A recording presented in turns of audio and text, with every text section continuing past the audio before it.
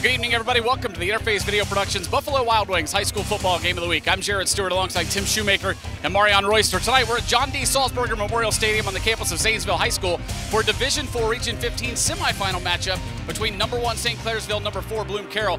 Let's bring in Mareion on the Personal Touch Party Rentals pregame show to talk about the visiting team, the Bloom Carroll Bulldogs. Now, Mareion, when I talked to Coach Bartholomew earlier this week, he said that one of the major things they need to do is stop the run. Brady Kolb for St. Clairsville's rushed for almost 1,700 yards, 24 touchdowns. However, he said they can't get lulled to sleep with that run because they can hurt you with the pass as well. Yeah, they're a really complete team. St. Clairsville, they've performed all year. It's really going to come down to Bloom Carroll just really trying to match their physicality at the point of attack, particularly on the defensive side of the football.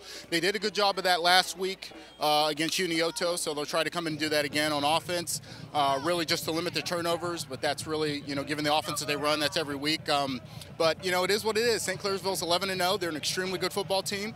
But Bloom Carroll has, in my opinion, one of the best quarterbacks in the region, perhaps even the state, in Otto Coons. And when you have a player of his caliber and his magnitude, you should be confident in any game that you go into. So we'll see what happens. Should be a good one. Let's bring in Tim to talk about the 11-0 St. Clairsville Red Devils. Now, Tim, we talked about the rushing of Kolb, almost 1,700 yards.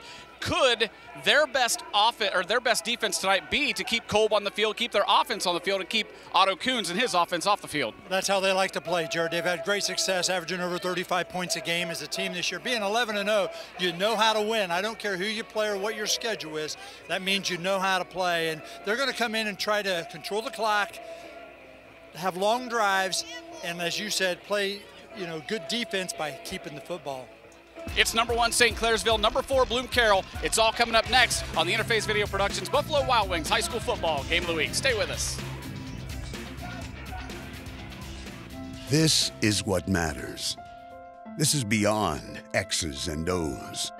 This is the difference mutual respect makes. This is what character looks like. This is what defines us in Ohio. This is sportsmanship. School sports. It's not the outcome that matters most, but the way the games are played. This message presented by the Ohio High School Athletic Association and the Ohio Interscholastic Athletic Administrators Association. Almost everyone needs a car to get from point A to point B, and many families have 2 or more cars. At Carriage Company, located at 1031 North Memorial Drive in Lancaster, we specialize in hard-to-find used cars. As a member of the Better Business Bureau, we are a Carfax Advantage dealer and offer great financing rates through a local area bank, with warranties available on most vehicles. We know your time is valuable, so we take special pride in making sure that you get what you came for at a price that you can afford. Come into the Carriage Company and check out our sweet deals.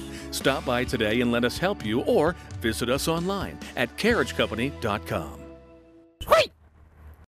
Tonight's Mike the Ref is brought to you by Don's Furniture and Mattress, located at 1118 East Main Street. They've been serving Lancaster and the Fairfield County area for over 25 years.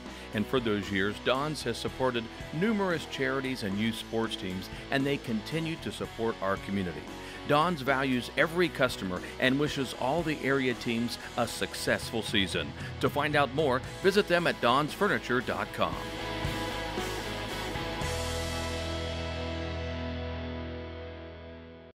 Too many seniors in Fairfield County are left behind, alone and hungry, struggling to stay independent and healthy.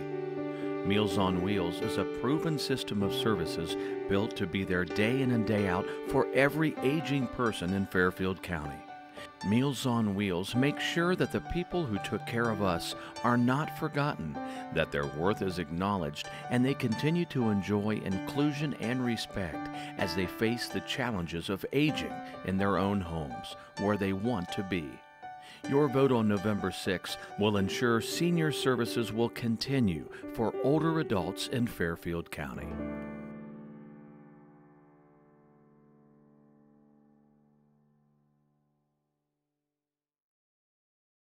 For nearly 90 years, Kumler Collision and Automotive has shown a commitment to excellence with decades of experience and a passion for auto and body repair. Over the years, we've been a big part of seeing this community grow. Our employees are dedicated, hard-working members of this community and care about our customers long after they leave. Kumler Collision and Automotive. We're your neighbors, your friends, and if it's important to your family, it's important to ours. Hi again, everybody. Welcome to the high school football game of the week. I'm Jared Stewart alongside Tim Shumaker. Tonight, we've got a great one for you. The Bloom Carroll Bulldogs. Yeah, those great week of practice. Even in the rain and the weather, we had a great week of practice. Schneider, lots of running room to midfield. He's gone. Ryan Schneider down the near sideline for a touchdown for the Aces. Grab a hold on the offense, number 20. That penalty will be declined. They'll bring up fourth down. We're going to give you this game ball here because you're a Tiberios fan of the game, and thanks for being here, Jacob. Thank you. The Polar Bears are your OAC tournament champions, first time since 2009. What an exciting finish for the Ohio Northern Polar Bears.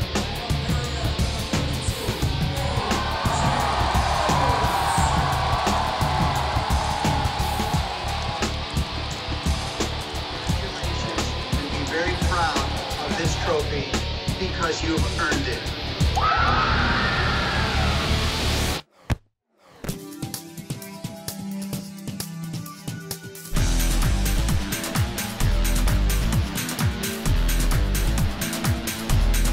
IVP Sports presents the Buffalo Wild Wings High School Football Game of the Week. Brought to you by Ohio University Lancaster, Fairfield Medical Center, Standing Stone Bank, North Body Shop, Dawn's Furniture, South Central Power, Fairfield DD, Meals on Wheels, Fairfield National Bank, Kumler Collision and Automotive, the Frankie Smith Funeral Home, Fairfield County Parks, the Edwards Insurance Agency, Dagger Law, the Carriage Company, Blue Line Designs, Personal Touch Party Rentals, the Huddle Tire Company, Fairfield Federal, Lines Auto Service, Sheridan Funeral Home, and Buckeye Lake Marina.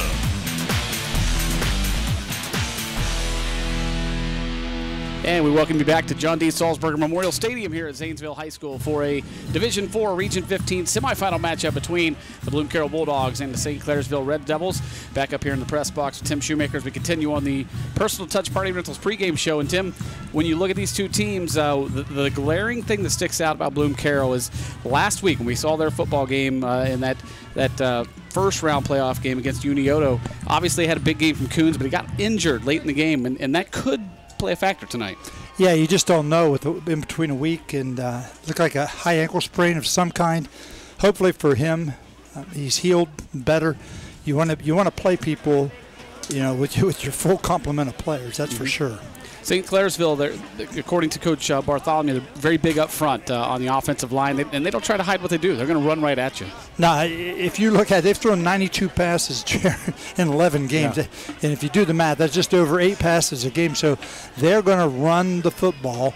Even last week, I thought Unioto's plan was to run the football, and they had some success, but they couldn't finish drives. And I think that's going to be real critical to see how Bloom Carroll comes up to defend the overpowering running of the St. Clairsville Red Devils. And that's one of the things that Coach Bartholomew talked about this week when I was able to chat back and forth with him through emails. He said, I'm really concerned about their running attack and how they chew up clock. He said, we've got to take advantage. Every time we have the football, we've got to be able to score because we don't know how many times we're going to have to touch it. Now, like we said in the pregame, that situation, you're playing defense really also because your defense is off the field and you keep the ball and you make drives and you try to demoralize people. They're coming in 11-0. They've got, they know something, and they've had great success all year. But you just never know along the tournament trail. Things can go bad. And, number one thing that really turns the tide in football games are turnovers. Yeah. So whoever gets the first turnover is going to get the big break in momentum early.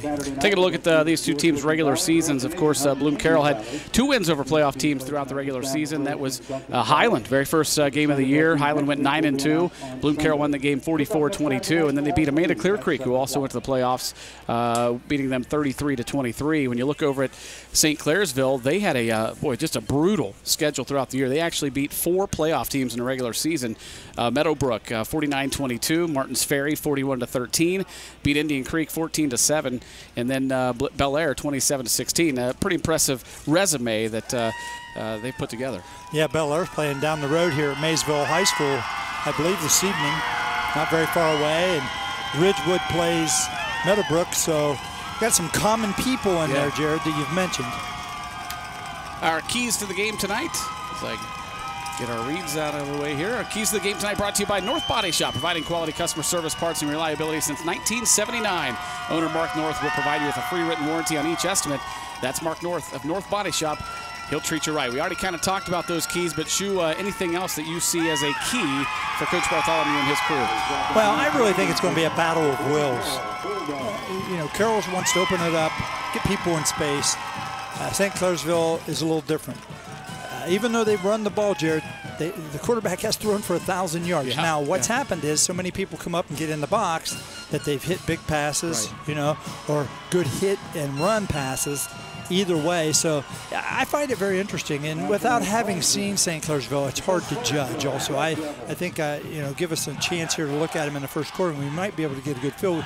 You know, fortunately for us, we're close and get to see Carroll a little more often, so we have a little better feel on how they go. I want to say thanks to Scott Ehrenholt, the head basketball coach and athletic director here at Zanesville High School. They always do a fabulous job in hosting these events, and we were able to talk to him earlier when we came in. Just does an outstanding job. We also want to say thank you to the two athletic directors of these two schools. Of course, Chad Little at Bloom Carroll, always cordial to us, and Coach Wade Bartholomew. And then over at St. Clairsville, Kelly Ryan, who I've known for quite a while from his days back when he was an athletic director at Alexander High School. Then he moved on to Meadowbrook, and now, of course, with St. Clairsville. He actually provided me with some pretty interesting information this week. He said that Coach McLean, their head varsity football coach, he became this year the winningest head coach in St. Clairsville school history in their Week 9 win. Coach McLean, who's in his 17th year, he had amassed 135 career wins, at that point surpassing legendary coach George Strager, who coached for 19 years and had 134 wins. McLean now has 137 career wins going into tonight's ballgame. Yeah, quite an accomplishment, and congratulations to Coach McLean. And you know, there's none more important to him though than this one tonight. Absolutely. Take a look at the bracket. These two teams will be looking ahead. As they look ahead, they'll take on the winner of Licking Valley and Indian Valley, who are playing tonight. So that will be that one's actually taking place pretty close to here, Philo. Yeah, can we say the game's going to be decided by a Valley team? Huh? I think so. So we'll be checking that score throughout the night as well to see who that matchup might be against, and who knows, that game could be back here next week. It could be. You just don't know. I mean, how matchups are, and then you know the state tries to set it so that they can, you know, make it accommodating for both schools distance-wise. Tonight's kickoff is brought to you by Buckeye Lake Marina. If you're looking for a new boat, a great pre-owned watercraft, or a place to get parts for your boat, Buckeye Lake Marina has it all. Buckeye Lake is back and better than ever, and the gang at Buckeye Lake Marina looks forward to your support. St. Clairsville won the toss. They elected to defer to the second half, so they will kick it off to the Bulldogs, wearing all white tonight. Back deep for Bloom Carroll is number 9, Hobie Scarberry, and over on the far side, I believe that's Wise Carver. And it will be number 25, Luke Watts, to kick it away for the Red Devils.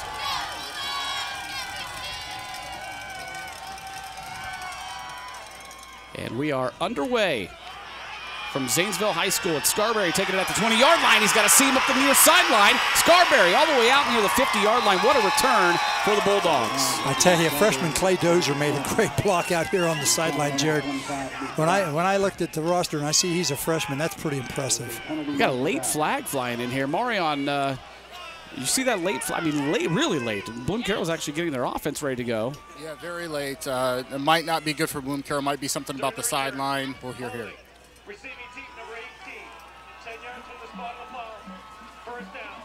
So there's our official. It is on the sideline. It's one of those warning things. There was also a penalty during the return. I didn't. So they're going to penalize him, actually? Yeah, there was a penalty and then also the sideline warning. Mario, what did they say the penalty was? Holding was the call. Okay, holding on the return. Officials tonight mic'd up, brought to you by Don's Furniture and Mattress, located at 1118 East Main Street in Lancaster. You'll be hearing their calls through the PA announcing tonight. Of course, apologize, their back's turned. We're on the visiting side of the football field, but beautiful facilities here right along the 50-yard line, and huge stadium on both sides. We're in the press box on the visiting side, so they know how to do it here at Zanesville High School. Coons will send his man in motion. That's Evans. Pass is incomplete, overthrown, intended receiver was number 2. That's Caleb Swartz, almost intercepted. Well, you know, Jared, what's also interesting, this is really the first real cold weather that we've had football in, and it's different. I mean, if you watch some of the games this afternoon before we got here today, they were different, weren't they? Yes, they were. So this changes a little bit of the dynamic of the game. Not a lot of offense in those college games today. 2nd and 10. Coons again looking to pass. He's being pressured, rolling out to the right side. And again, incomplete. This time the intended receiver, Caleb Swartz, wants it. No, check that, 24. That's Evan Willett. Yeah, good pressure, forcing him out of the pocket, and resulted in an incomplete pass. Mareion, we talked earlier about Coons and that injury that he had last week late in the game, and of course he went back into the game. He wanted to do everything he could to stay in the game, but Coach Bartholomew said, no, we got to save you. Yeah, as I said last week, I would have hidden his helmet if it were me. But having him as close to full strength as possible is going to be very important this evening. Wow, big hit there, and a fumble on the. No, the official's going to say he was down. Hit immediately. Tackle made. Number 7, Will Balgo got in there. And the Bulldogs will be forced to punt. Going back on that Coons story, actually did not practice this week. He was in a boot all week, just kind of resting that ankle. Looks pretty good, though, so far tonight, moving pretty well. Yeah, I'm not sure. He's pretty tough as far as mentally. Wants to get in there and play, like you said. I don't think it'll bother him that much. I do notice, though, Shirky is punting, and Coons used to be the punter. The entire season, Otto Coons punted, and they've got Cameron Shirky, their field goal kicker, punting tonight. Yeah, punting and plant with, especially if it's your plant foot, you definitely you don't want to do that if you've had a little bit of a sore ankle. So great field position for the Red Devils to start out. They'll be in Bloom Carroll territory at the 48-yard line. So we'll get our first look at their offense, led by quarterback Dustin Carruthers. And, of course, running back Brady Kolb, the 6', 245-pound senior, has rushed for nearly 1,700 yards on the season. Just from a viewpoint, very, very good-looking size on that line. Yeah, they definitely do. Here's Kolb on first down, gets up near the 45-yard line. Short gain on the play. Yeah, guys, I saw on the rosters earlier, every single one of those linemen goes 270 or better, and they've got a freshman, number 73, Avery Henry. He goes 6'7", 360 is what he's listed at. It's unreal. 73 is his number. Keep an eye on him. And salads are not his favorite food. Carruthers hands it off again. It's Kolb. Big running room this time. Kolb breaks through some tackles down the near sideline. One man to beat at the goal line. Did he get in? I think so. Hit the pylon, touchdown, Red Devils. Yeah, I think that's the right call. Boy, big, strong, not real big, but strong runner. Well, at the point of attack, they're just coming off the ball and blocking them, and Bloom Carroll will have to make an adjustment. They've made improvements this year defensively, but sure didn't show there. So on to kick the extra point for the Red Devils. Got an official timeout, though, first. Equipment trouble for Bloom Carroll. Trace Wisecarver will trot off the field. The extra point will be kicked by Jake Bolyard, 5'7" sophomore, out of the hold of number 9, Craig Bober. Kick is up, and it is good. So with 10:19 to play in the first quarter, the Red Devils strike first, 7-0 over Bloom Carroll. Now the first momentum strike goes to St. Clairsville. Yep. And Shu, you were talking earlier about how it's, Bloom Carroll's done some different things on defense and, really improved in some aspects of it, but it's really hard to prepare for size like St. Clairsville has. I mean, just very, very difficult. It's not like, you can go up against bigger guys in practice. The guys you have are the guys you have. Right. It'll be interesting to see if they're able to just, again, as we said earlier, just match that physicality. Even they're going to be going up against guys that are most likely bigger than them to really get in there and scrap with them and hold their ground as best they can.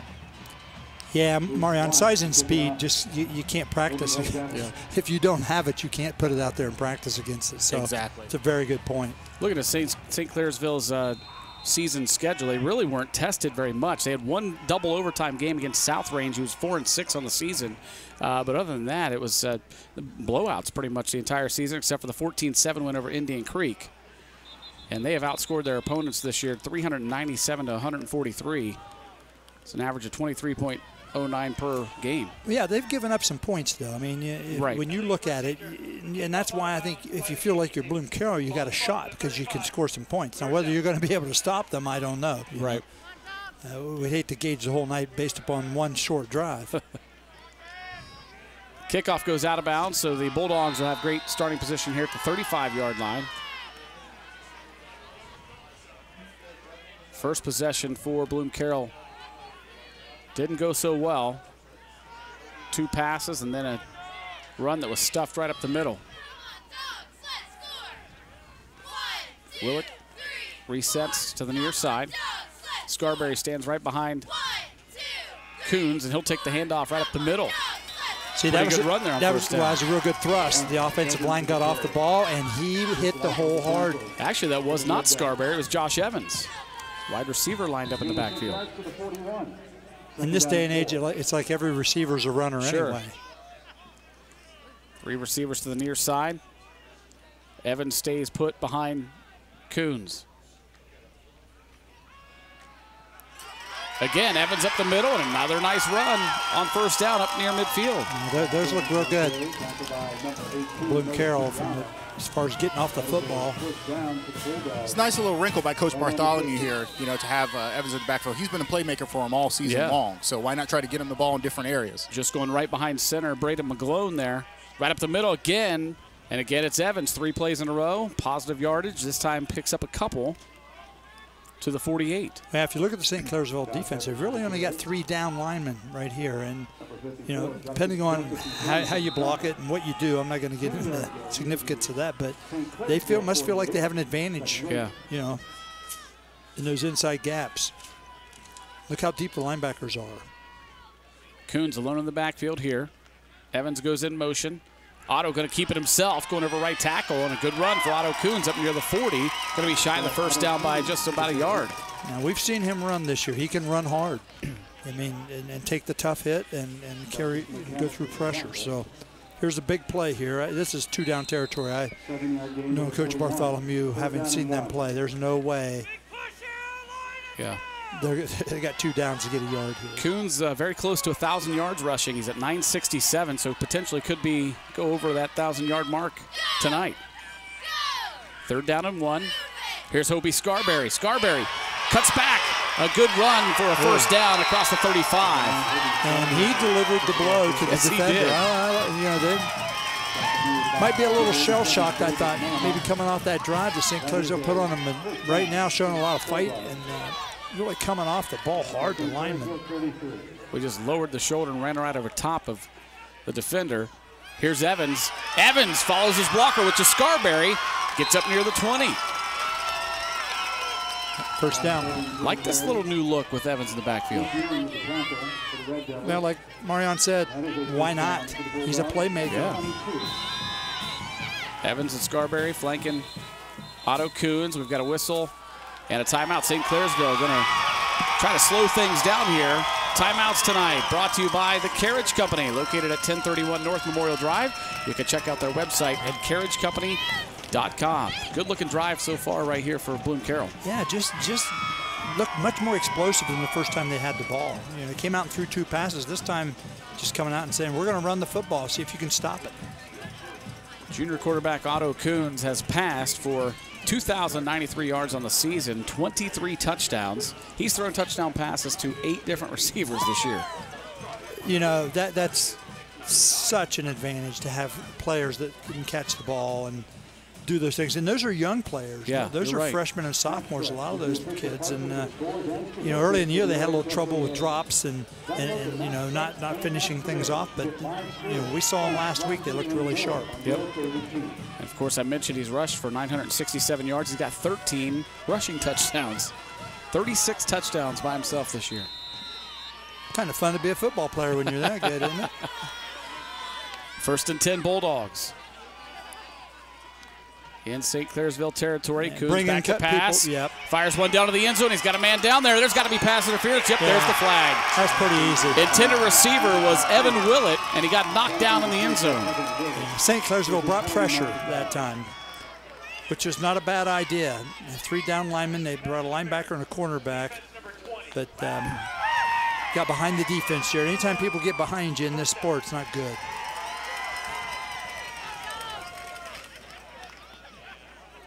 So pass interference on St. Clairsville.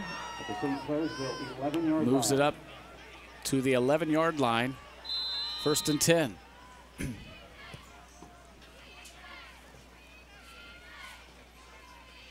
Evans behind Coons. He'll take the handoff, go right up the middle again. Another nice run on 1st down.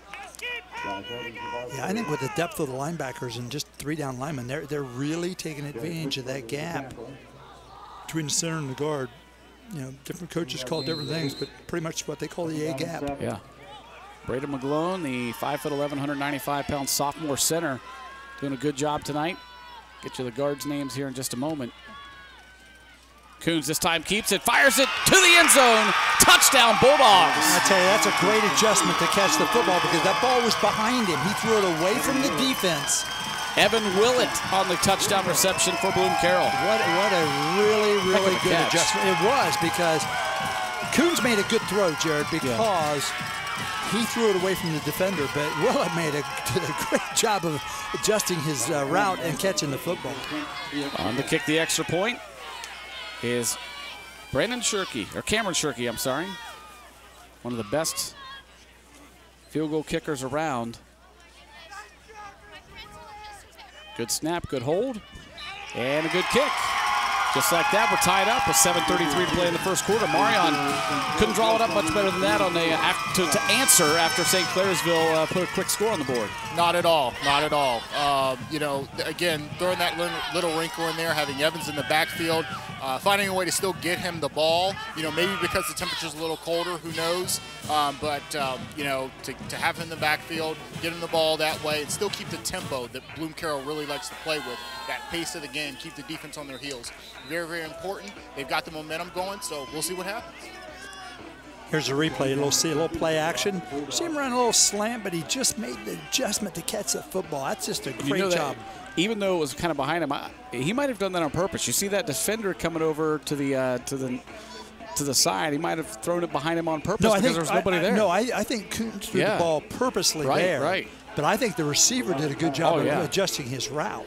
Replays tonight are brought to you by Kumler Collision and Automotive, providing quality service since 1928. You know, one of the hardest things to teach people that pass, and I know I was in a different sport, but is look at the defense. Don't, you know, actually you look at the offense naturally, but look at the defense, and I think Coons did a real good job of that.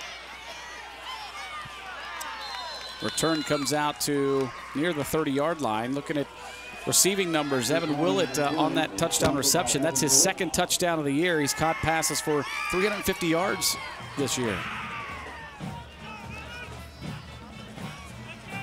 Mentioned that Coons has thrown him to 8 different receivers.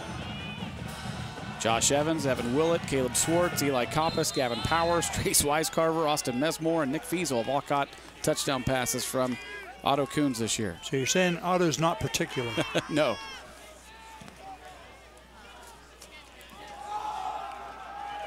Carruthers hands it off and hit immediately was running back Brady Kolb. Well, you're going to have to be physical. We've talked about that already in the game and attack defensively. Yeah. Short gain, 2nd down and 9. We're getting lined up, trying to establish tempo. Look at 73 there for St. Clairsville. He is a pretty good-looking lineman. 6'7", 360, and a freshman. Here's Kolb. Good run up to the 35-yard line. And why would you not run the ball? Yeah, exactly. You know? Hey, playing on a Saturday means Mareion was not working today, but he was at home working, preparing for tonight's contest. I think we have a picture of him doing his homework for tonight's game. It looks like he took notes in crayon tonight. He knows his colors really well. How about that? Look at that. Did you get some help today, Mareion? I wish I could see what you guys are talking about. What is it? Look at that.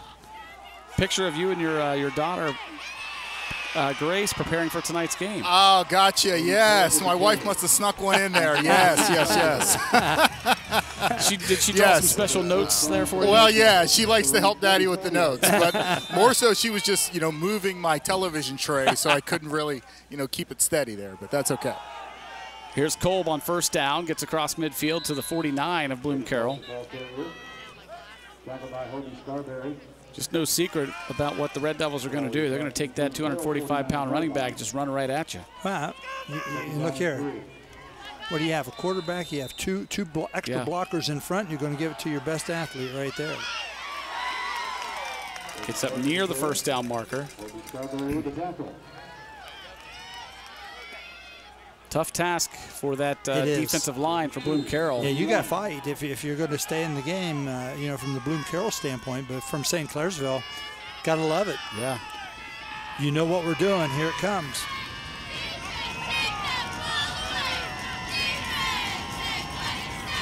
Third and 1, Kolb. That extra effort there, falling forward, got him the first down to the 45. And make no mistake, he's really good. He runs hard, he hits the hole on time, and we saw him run through tackles. Kolb going to trot off, and we have a whistle and a official timeout. We had equipment trouble, so Andrew Ellerick going to have to trot off, and coming on for the Red Devils is that 94, who I don't have on the roster, but on first and 10, Carruthers will have in the backfield with him number 11. That's Kyle Storer. Giving Kolb a break. High snap. Carruthers brings it down. That's 2 in a row that have been high. Doesn't matter. You're basically just handing it to a tailback and letting him make the play, and he's talented. Storer stays in the game. 2nd down and 5 for St. Clairsville.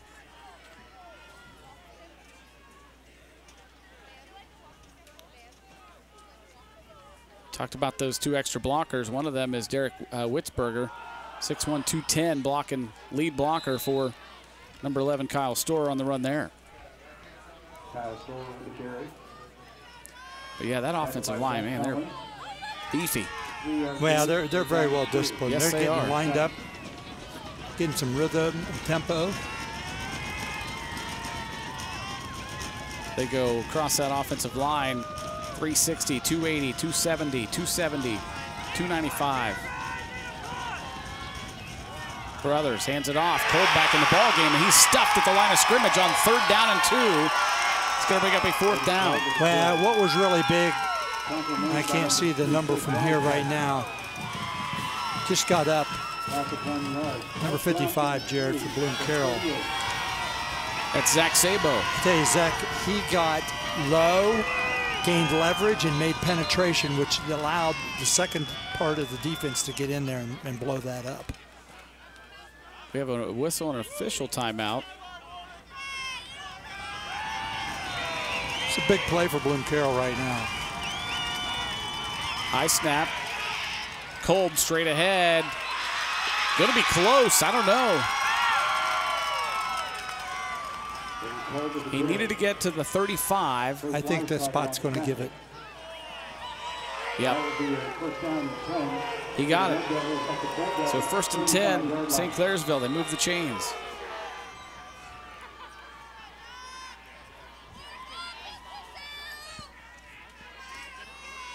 Split out wide to the right side is Craig Bober.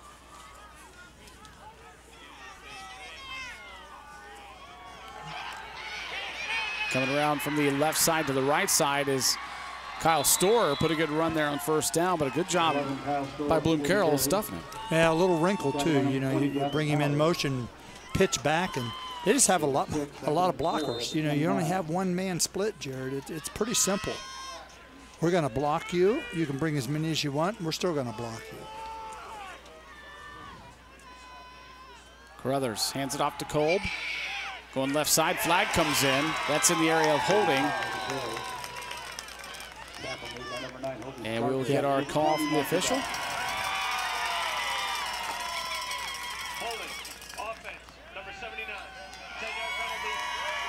We talk about that every year. The two things that really, really hurt running predominant teams: penalties, turnovers. Yep. I mean, they hurt any team, but when you live by the run, it really, really makes it a lot different. We've heard our referee a couple times already tonight. After this play, we'll get to our officials, tell you who those guys are in charge of tonight's game.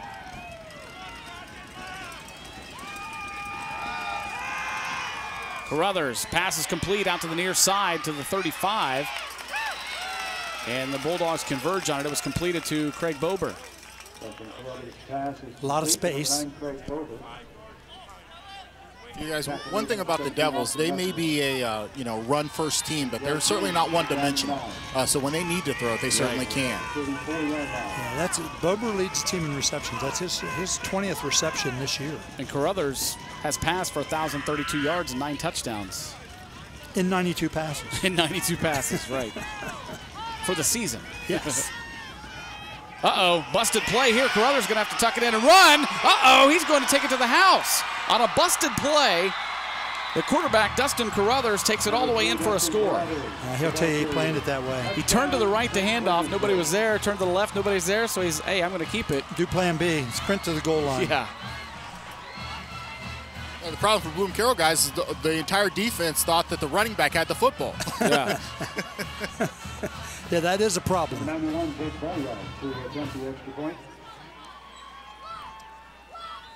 So on to kick the extra point is Jake Bolyard to try to put him up by 7. Kick is up, and it is good. So with 1:37 to play in the first quarter, St. Clairsville on top 14-7. You know, that's smart by his part. Carruthers did a really good job, and they just got outside and got a really good block there on the end. He rushed for more yards on that one carry than he has all year. He's got 22 carries, 27 yards. Well, Craig Bober made the finishing block. Yeah, Bober's a heck of an athlete. He goes 6'4", 6'4", 185 actually, and saw a couple plays of him before the game tonight.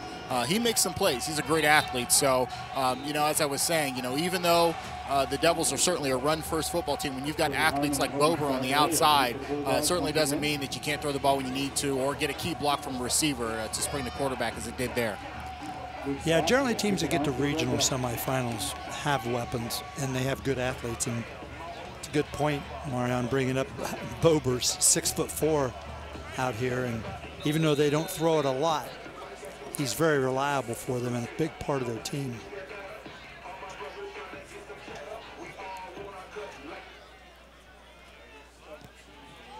Kickoff will go to the far side. That's Scarberry to return it.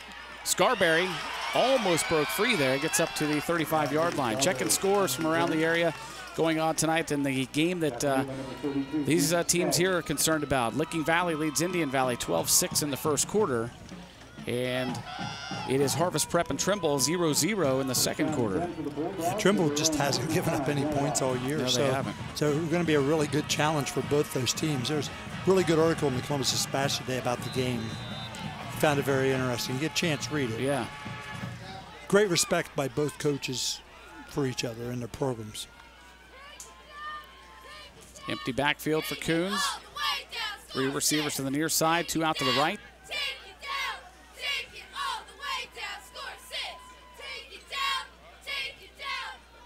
Play clock down to 3 on the snap. Coons going to tuck it and run. Had some pressure. Otto gets across the 40, still on his feet, and that's close to a first down. They only rushed 3 people. That was a designed run. But all you have to do is block those people, and if you see any man coverage, you're going to be able to gain some yards.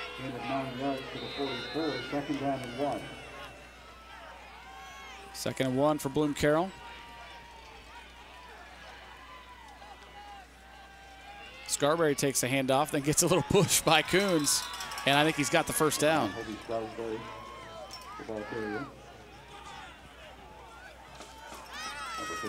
So clock rolls down inside of 1 minute to play here in this first quarter. Bloom Carroll trying to put together another answering drive.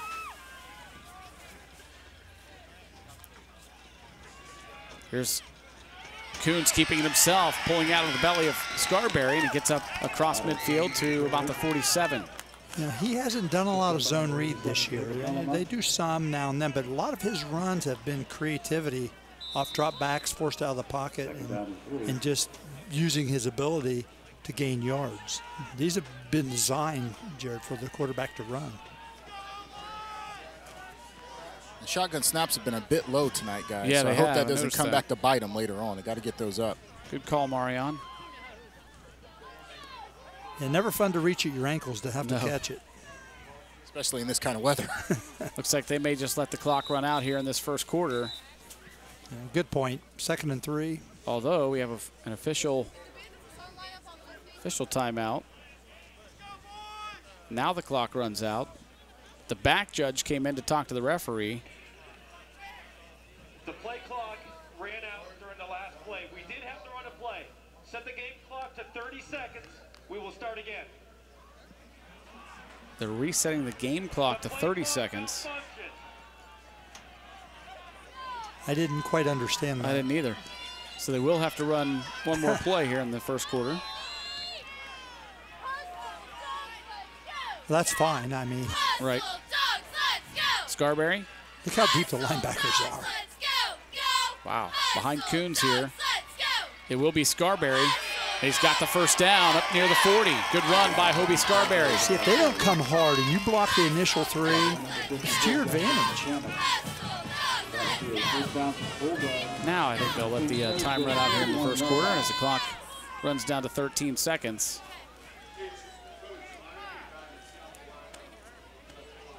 So they will head up to the other side. Here you see the replay right here. Watch Scarberry run hard.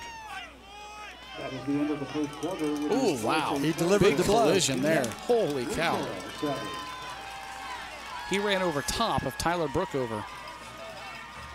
Yeah, Tyler's a junior. Bell ringer. Yeah, he'll remember that later tonight probably. Whew. Into the first quarter, the Red Devils lead the Bulldogs 14-7 here from Zanesville High School. And Tim, we have a sponsor or two we'd like to say thank you to. Well, we always like to say thanks to Standing Stone Bank. Whether you're ready to tackle a mortgage loan or need cash for home improvements, make Standing Stone Bank the key player in your home or business financial plans. Business to business, neighbor to neighbor, let's grow this town together. Standing Stone Bank, an equal housing lender, member FDIC.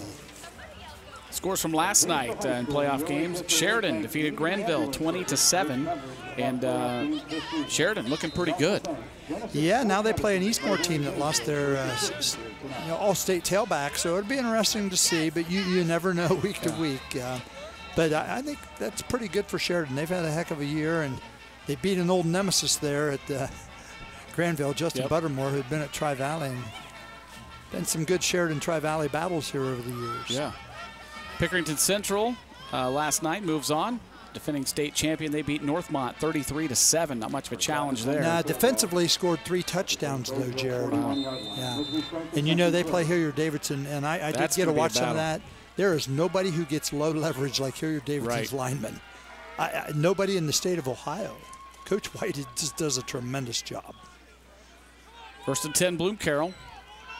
To begin the second quarter, they trail at 14-7 to St. Clairsville. Isn't high school football great? I mean, it's awesome. It's even better this time of year, but it's great all year. Coons back to pass and overthrew his intended receiver. He wasn't open anyway. Brandon Totten was the intended receiver. Yeah, had some pressure. Send an extra person instead of sending 3. Just as McCamick came in and knocked Coons down. Let's see, the 4 linemen down now, Jared. They've made an adjustment defensively. The 4 linebackers are still deep. 2nd and 10. The 3 linebackers, I mean, they bring the safety up tight here. Coons again looking to pass. Great read.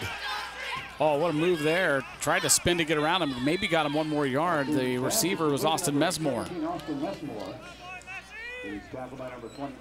It will bring up a 3rd down, and looks like about 4. Yeah, Otto did a great job of the reading situation there. Saw the flat open and got to him quick where he could make some yardage. Don't get a much better view from where we are, do you? No way. Evans back in the backfield beside Coons. Totten and Swartz split to the near side.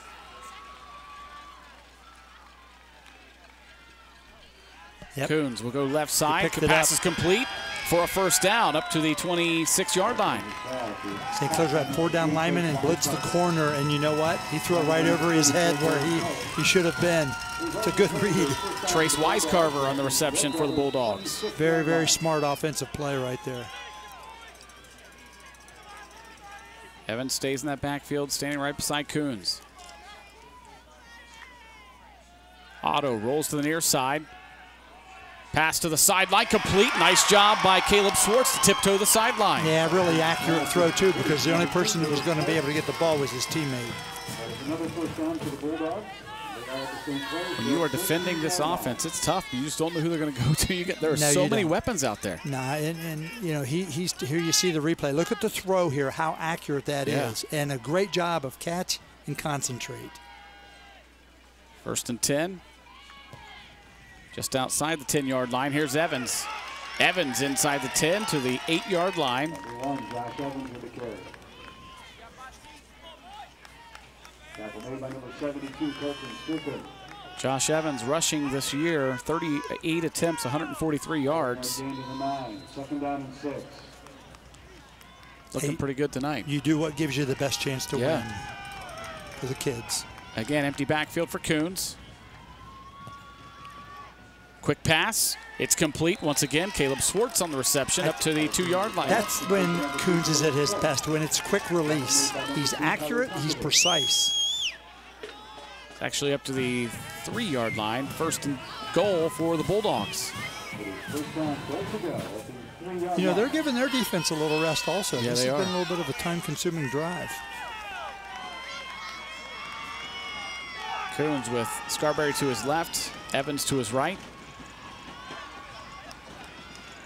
Otto will keep it himself. Gets to the 2, pushing, and will be dropped right there. Bring up a 2nd and goal. You saw his drive there a little bit. He's not as easy to bring down. It took a host of defenders. Check out the helmet of Braden McGlone, number 72. Paint chipping off of it. You can tell he's a lineman in there. Banging heads, Jared, banging heads.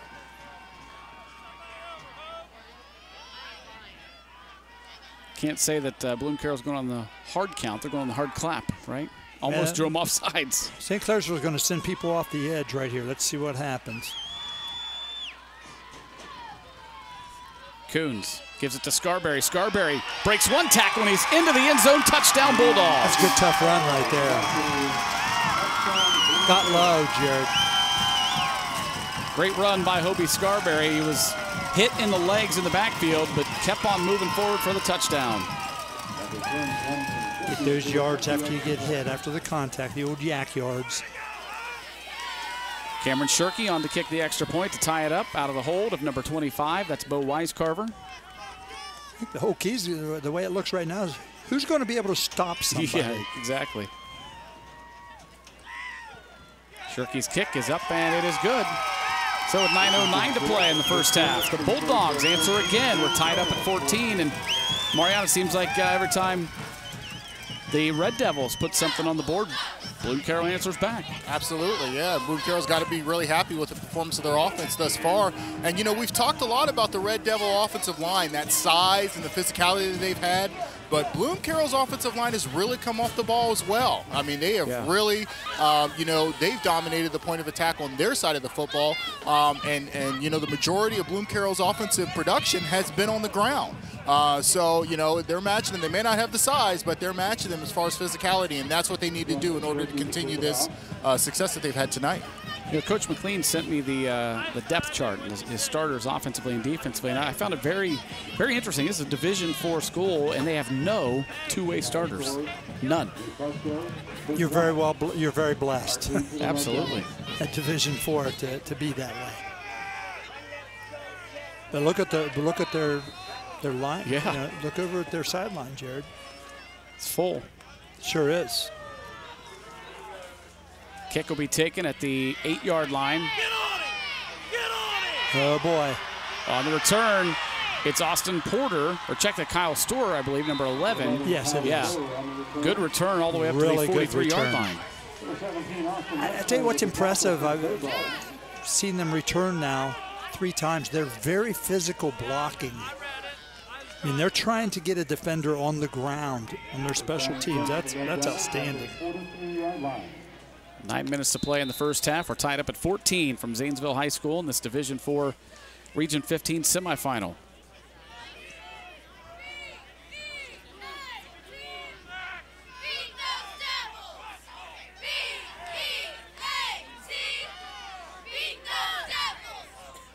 Carruthers again takes a high snap down, gives it to Kolb, and Kolb with a tough run once again for a first down across midfield. He is tough.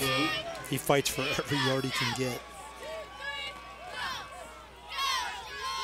I mean, there's just like you said, there's no confusion to what's happening. We're gonna put 6 guys here. We're gonna split 1 guy out for some reason. And then we're going to put 2 more in front and block for this great back. Kolb gets to the outside this time across the 30, still on his feet, cuts back. Kolb inside the 20-yard line. Great run there by Brady Kolb. And we haven't seen them go outside the tackle like that very often. No, most of it's been right at or right inside. I mean, you got to remember, he's running that hard and that quick. He's 6 foot 245.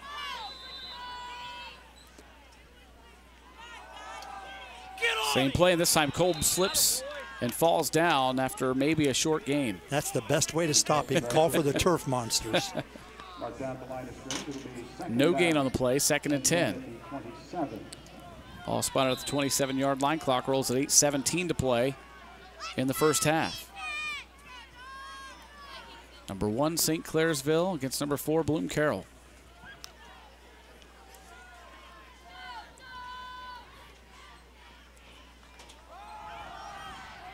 Kolb again.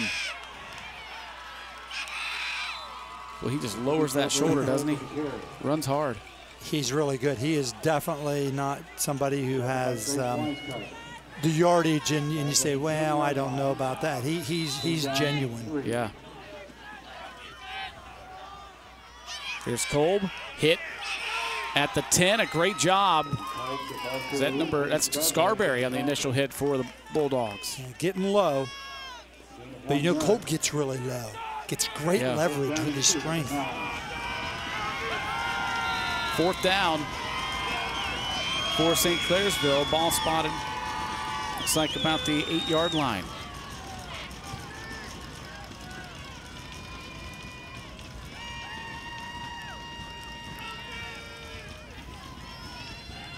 Looks like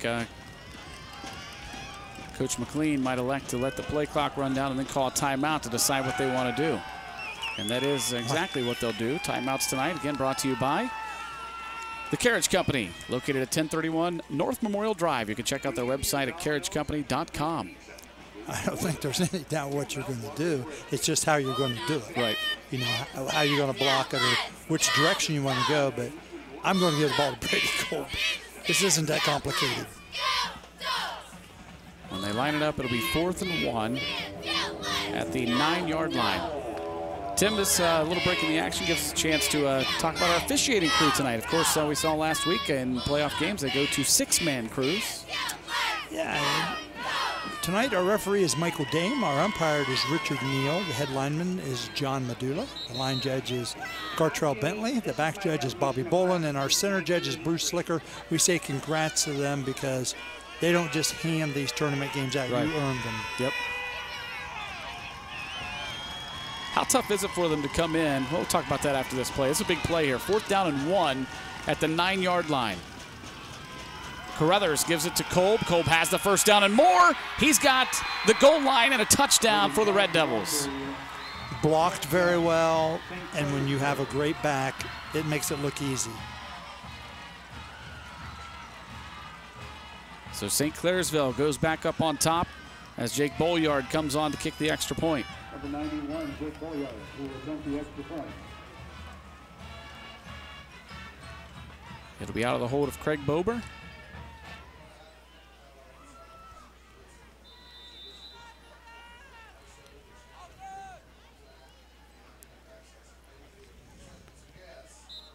Kick is up, and it is good. So 6:52 to play in this first half. It is 21-14 St. Clairsville. Like I said, whoever gets the first defensive stop may be in best luck for a victory tonight. Tim, back to the thought I was having about the officials. How tough is it for those guys to come in? They've worked with a certain crew all year, and then they come in, playoff games, and they bring them from every you see the replay here, a good tough run by Kolb. Well, the blocking was tremendous. Yeah, but they bring in officials from all the different regions, and they bring them together. You being a baseball umpire, how would that be working with a whole different crew?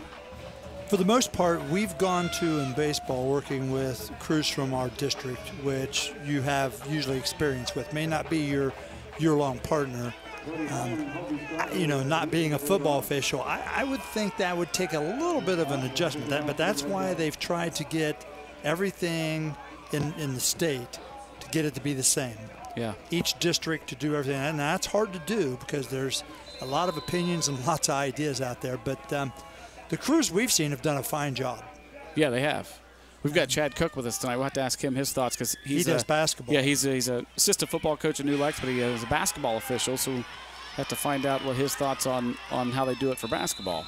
Good return there out to the 30-yard line. Bloom Carroll will have 6:44 to work with until halftime. They trail at 21-14. I will tell you this, in baseball, I've done that before, where at the higher level games you end up with a mixed crew.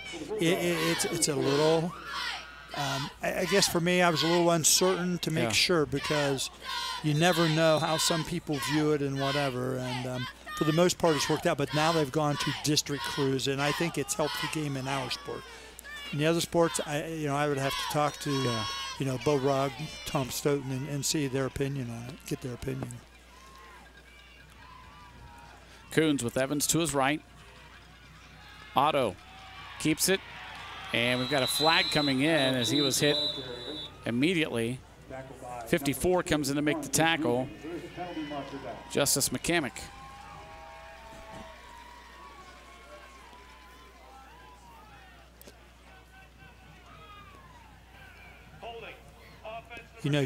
Luke Ewing over there on the outside, he also got in, Jared, and he just bringing extra pressure. But if you notice, when you look at St. Clairsville, they're back to the 3 down. Yeah. They switched to 4 down linemen. Now they're down to 3. Nope, going to make it 4. No, Luke Ewing is standing up out there. So he can come or he might stay back. He's got to read him. Coons. He's coming hard. Has pressure. Oh, almost had it picked off. A flag comes flying in from the back judge, and that's going to be a defensive holding. Well, that's a big break for Bloom Carroll.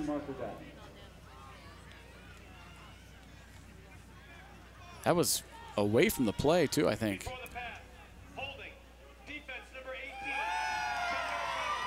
Let me ask you this. I had people say, well, if it's away from the play, well, if he's an eligible receiver, how do you know what the play is going to be? I mean, the officials are doing their assignment. They're watching what they're watching. If they see it, they've got to call. Well, he's eligible. What if the quarterback breaks the tackle and then scrambles? Sure. And then he held him and he might have gotten away. So, yeah, I don't think that idea goes real far.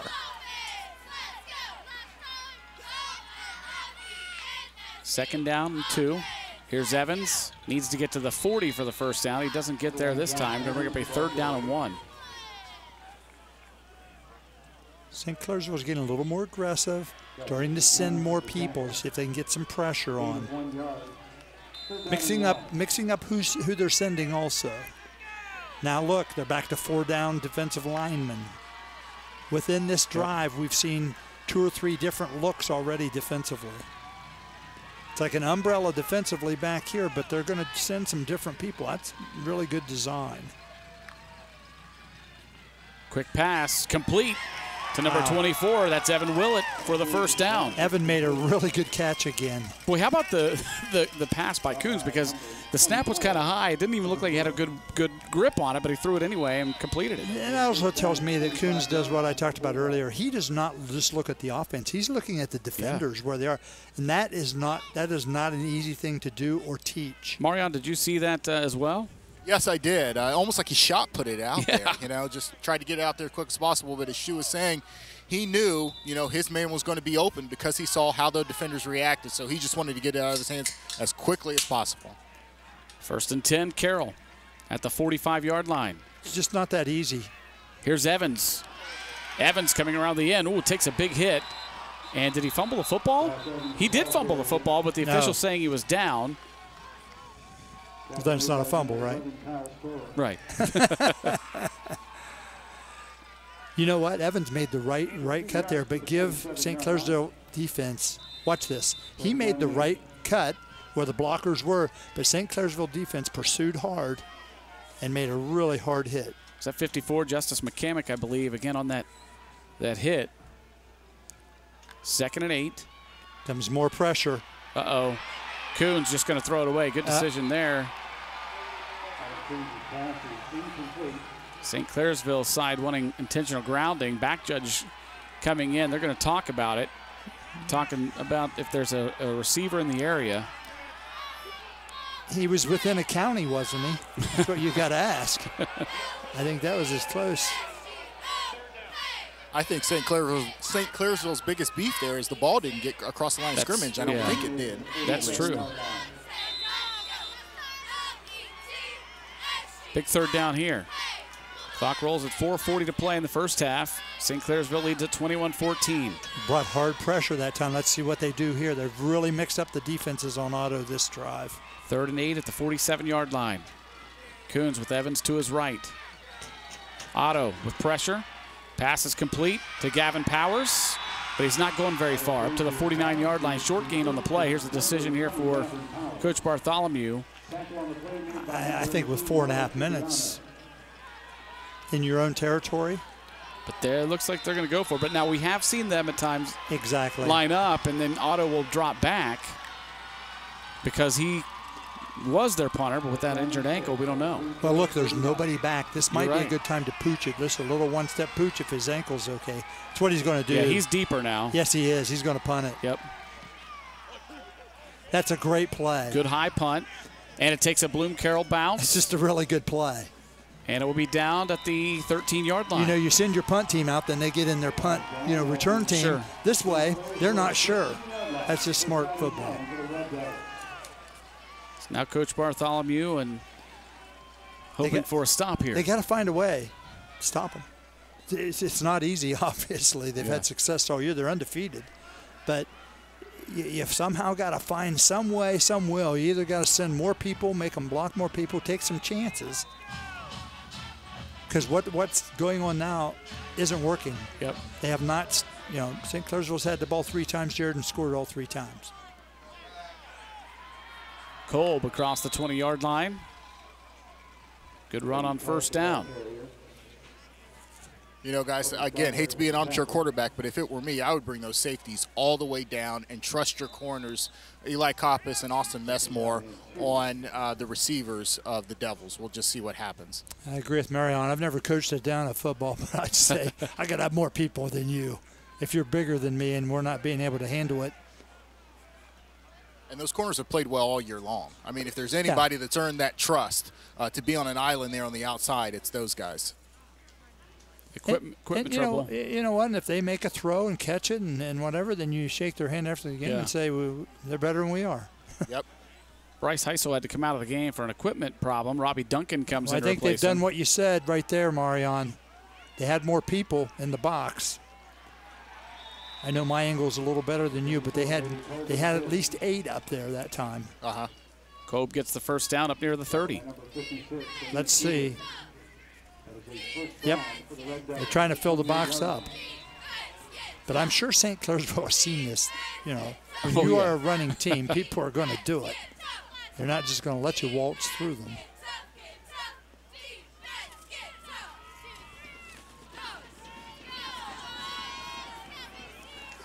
This time on the carry, it's Storer up to the 40. Spin move gets him 7 more yards up near midfield. They run really hard, and they're very physical runners.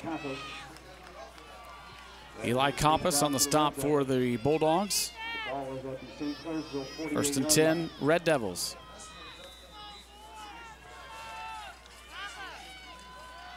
Storer again. We'll pick up about 4 on this play. Bring up a second down. Clock getting down near 2 minutes to play in the first half. Kolb comes back onto the field. Ball is now at the Bloom Carroll 48-yard line, second down and 6 after a gain of 4.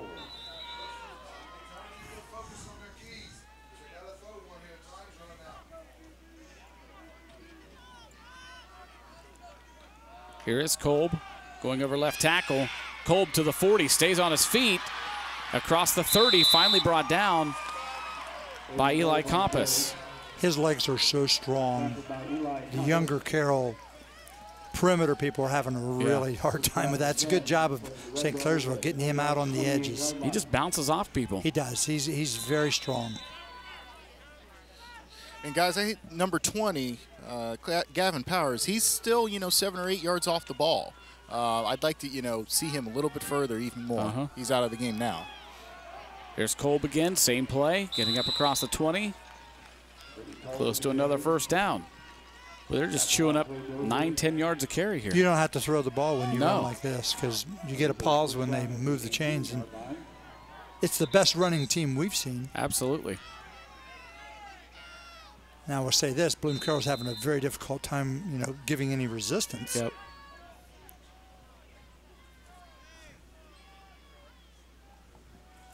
Looking over at Coach McLean to get a play.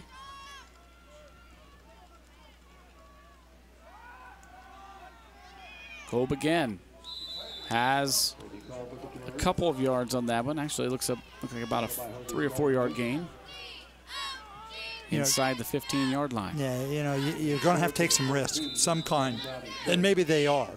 But you got to come up with something a little different because you can't just go mano-a-mano here. And we have a whistle, and Bloom Carroll will call a timeout. Yeah, no need saving them at this point. With 55 seconds to play in the first half, they trail at 21-14, and St. Clairsville putting a drive together.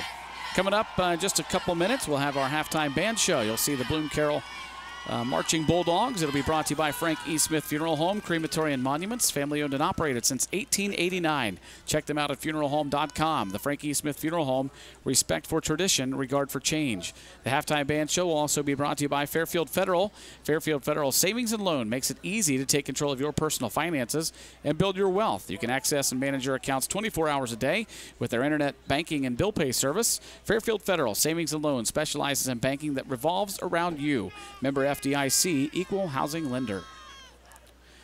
Checking some scores, Tim. The other game in Division 4 that we're watching, Licking Valley leads Indian Valley 20-6 in the second quarter. That doesn't surprise me. Coach Boffman's teams are always super well coached.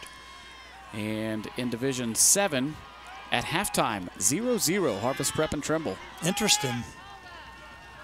And where was that game tonight? I saw it and I don't quite remember. I don't remember where that one was. Logan? Yeah, it was Logan. Thanks, Chad. The Logan campus. Yeah, that's right. I remember that. That's a good place for that game to be. That's equal travel. Here's Kolb. Went over right tackle and then cut back to the middle and gets up to the 10-yard line. Bring up a third down and short. Clock will roll at 43 seconds. High snap. Carruthers brings it down. Big hole up the middle. Kolb gets inside the 5. Touchdown saving tackle by Austin Mesmore. They've got a head, extra height, and 40 more pounds. Yeah. Every player on the line. They're just wearing them down. Kolb trying to get outside, gets to the goal line and gets to the end zone. Touchdown. I mean, you're asking a lot out of your perimeter people here. Boy, they had guys there, but Kolb just runs so hard. He just got to do more than just try to grab him. Well, that, and he's got a head of steam. He really hits it hard when he comes up. They're extremely well coached on the fundamental parts, on the blocking and the running. Bolyard comes on to kick the extra point. There's a lot of ways to be successful in sport, and this is no different here. Right. It is up, and it is good. 20 seconds to play in this first half. And St. Clairsville takes a 2-touchdown lead, 28-14. And you got to remember, relatively, Carroll's young. Oh, absolutely. A lot of young players. Now, you don't make excuses because they're young, but the reality is they're not as physically big and not as strong, Jared, to withstand. And if you look at St. Clairsville's team, and again, not to downplay their success, but there's a lot of seniors there. 19 seniors. Yeah, on St. Clairsville's team. I've always said I'll play your sophomores with my seniors anytime. Looking quickly down the Bloom Carroll roster, none of their skill positions are senior. No, they have one. Austin Mesmore's a senior. Gavin Powers a senior. So there's two. There's another one. 8 seniors on this Bloom Carroll roster. That's not a lot. No, it's not. Because if you look at their sideline, it's pretty full. So the Red Devils to kick it away, leading 28-14 with 20 seconds to play in the first half. Squib kick will be taken at the 30-yard line by Mesmore. And Austin gets up near the 40.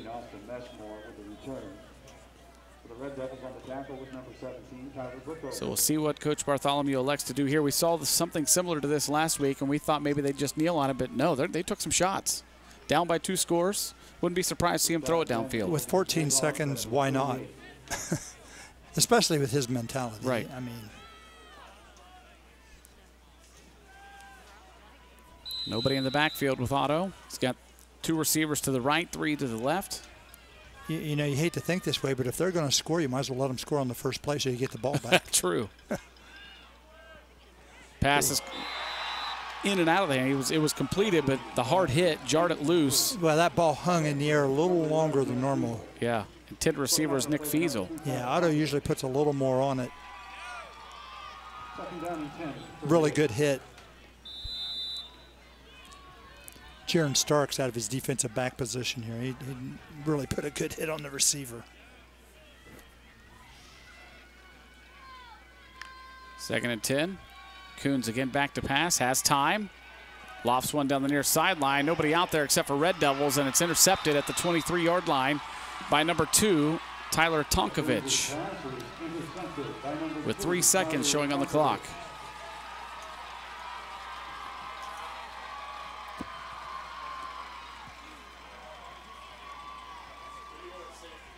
Tell you, I'd be hunting for some bricks. I think I'd get some bricks to put in my defensive linemen's pants, make them a little heavier, you know, for the start of the second half, because they look a little tired right now. Oh, yeah.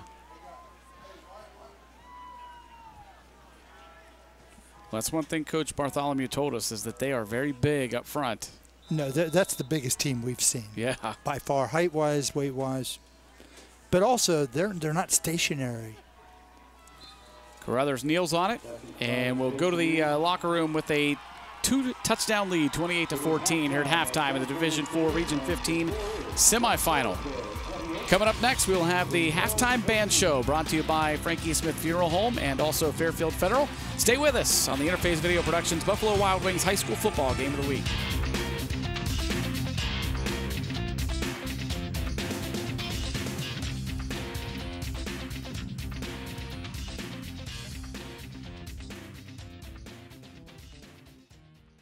You're invited to be part of the greatest weekend in high school football, the OHSAA State Championships, on the campus of the Pro Football Hall of Fame in Canton, Ohio. Tom Benson Hall of Fame Stadium hosts all 7 title games November 29th through December 2nd. Make it a weekend to remember with the state finals and the Pro Football Hall of Fame. Log on to the football page at ohsaa.org for information on the playoffs, championship games, and tickets. Don't miss your chance to be a part of history.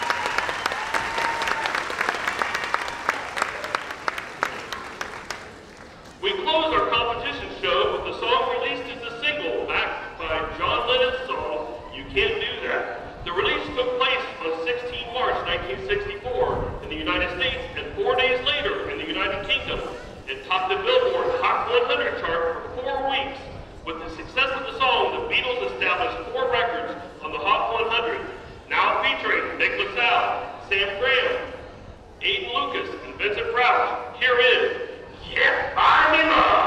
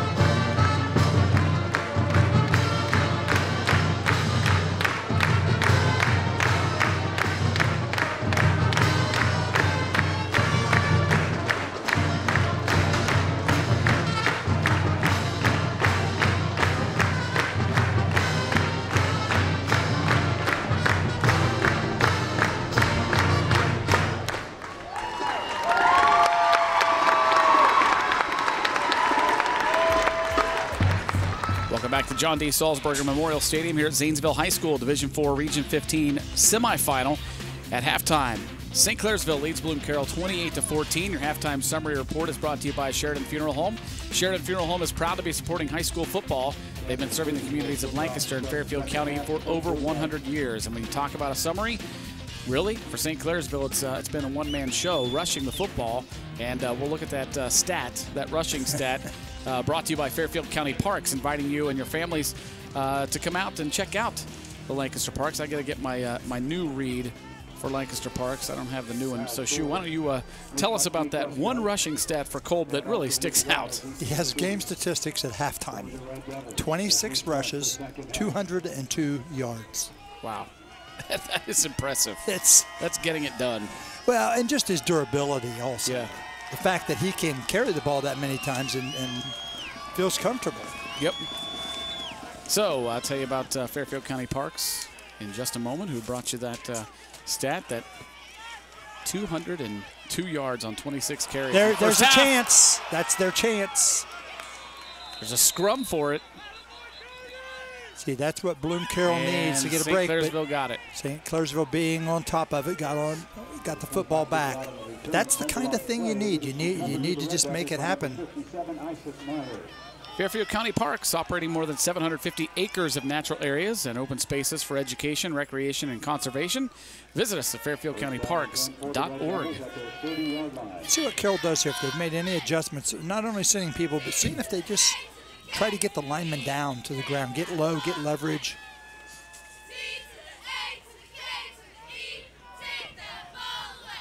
Players checking their wristbands for the play. I mean, why? Does it have right and left there? Yeah. Is that all it does on the wristband? Right, he's going to go right or he's going to go left? He tripped up there, and we have a flag on the play. We'll get our call from the official. Call hold. I think so.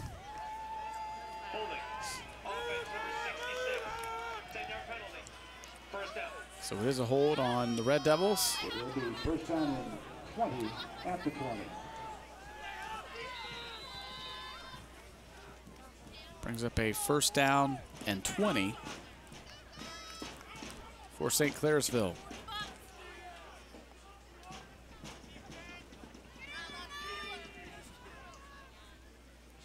High snap, Carruthers gives it off to Kolb. And he'll get across the 20 to about the 23-yard line, bring up a second down and long. Guys, I overheard a few of the Bloom Carroll coaches as they came out from halftime, and they were constantly talking about swarming and tackling, just drilling it into the players down here.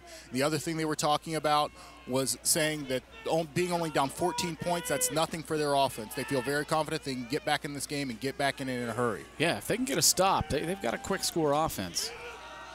Here's Kolb on second and long. He's wrapped up. That's a loss on the play.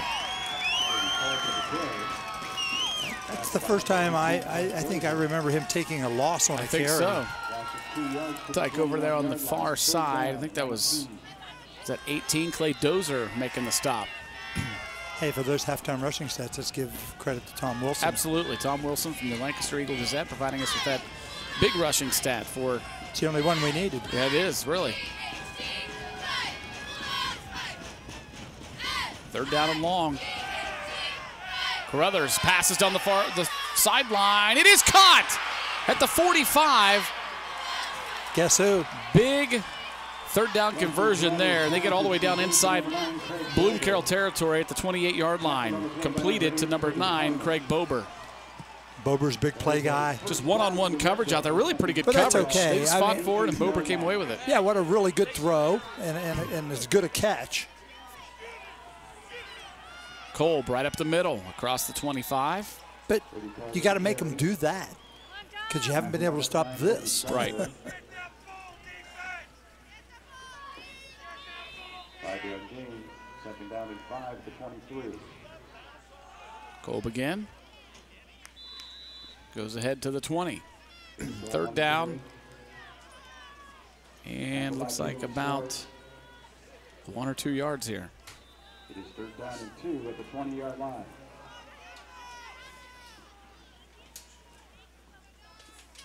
So Kolb had 26 carries in that first half. It's remarkable. Like I said, they're game stats. Yeah, you're right. Here he is again on 3rd and short. I think he picked up the first down. Brady Kolb with the carry. I wouldn't make him practice on Mondays. I don't know how he could. He's going to carry the ball 35 times for you on Friday or Saturday. I'm giving him Monday off. Yeah. Let him recharge. Coming into tonight's ball game, he had 1,649 yards on 242 carries. So he averages 27 about touchdowns. a little over 20 carries per game. So this is even above his norm. New running back into the ball game. That's Kyle Storer. We've seen him a couple times tonight. I think Tom told us what he ran three or four times in the first half. 3 times. And other than that, and the busted play at the quarterback ran in for the touchdown, everything's been Brady Kolb. Well, the interesting thing is Hetherington coming into the game had 577 yards, and we have not seen him. No, we haven't. Not a bit. And I think that's why we're seeing the overload right now on Kolb. Here's Kolb again, going right side. This time gang tackle. Great job leading the charge there for the Bulldogs. Number 50 on the tackle. That's Zach Collins. And like I said, we're talking about Justin Hetherington. Came in with almost 600 yards, and he was averaging 7 yards a carry with 8 touchdowns. So, good job. Maybe he's hurt. Yeah, we haven't even seen him on the field tonight. No, he has not played. And I don't want to speculate. Crothers to pass. It's complete. Down near the 10-yard. No, he bobbled it and hit the ground. Official so changed his mind, right. So it's going to bring up a 4th down. And about 8. 4th down and 8 at the 16. So I was watching the Ohio State offense today. I was wondering, what would Coach Hayes, how would he like this offense? So it looks like St. Clairsville going to line up for a field goal here, field goal attempt. Looks like the ball will be spotted down at the 23. So it'll be a 33-yard attempt. It's a good move by them. Kick is up, and it's not going to make it. I still like the idea. I think putting yourself up 3 scores matters. Mareion, yeah, there's the stop that Bloom Carroll needed. Yes, it was. The kicker coming in, St. Clairsville's kicker coming in was 3 for 3, so I was actually surprised that that one didn't go in. Yeah. But yes, Bloom Carroll definitely needed a stop there, especially after giving up the big play on the pass. That's got to do wonders for their momentum. And as I indicated earlier, they firmly believe that they can get back in this game in a hurry. They're only down 2 scores, and we've seen this offense put up 2 scores in record time. Yeah. So we'll see what happens. Coons will have Evans in the backfield beside him to his right. 2 down linemen right now. Kompas goes in motion. He takes the handoff, following the block of Josh Evans. And a short gain on the play, if any. Kompas just a freshman, 5'10", 165 pounds. I find it interesting just watching St. Clair's defense to see what they're coming up with to try and make sure that they hold Carroll in check. Now they come out here to start the second half, and they only have 2 linemen down now. Look at this. Now they have 3. That is Kompas's first carry on the season. Congratulations. He's had several receptions, but his first carry. Nobody in the backfield with Coons looking downfield, down the middle of the field. It is picked off at the 42-yard line by number 87. That's David Mellema. Yeah, that throw was right into coverage and well played by Mellema.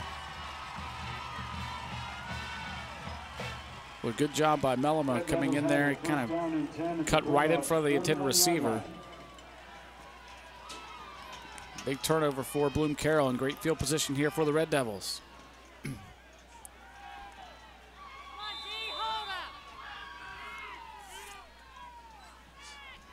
Problem is there was very little rest for your defense. True.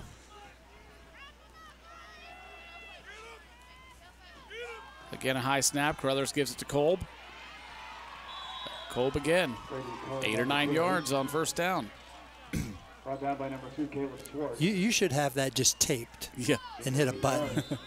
Yeah, you can see how he threw into coverage. Yep. 2nd and 2. Here's Kolb again. Breaking tackles down near the 20-yard line. Tackled by number 26, Eli Kappas, and number 59, Bryce Heisel. Bryce Heisel on the stop for the Bulldogs. For the Red Devils. At the Bulldogs, 22.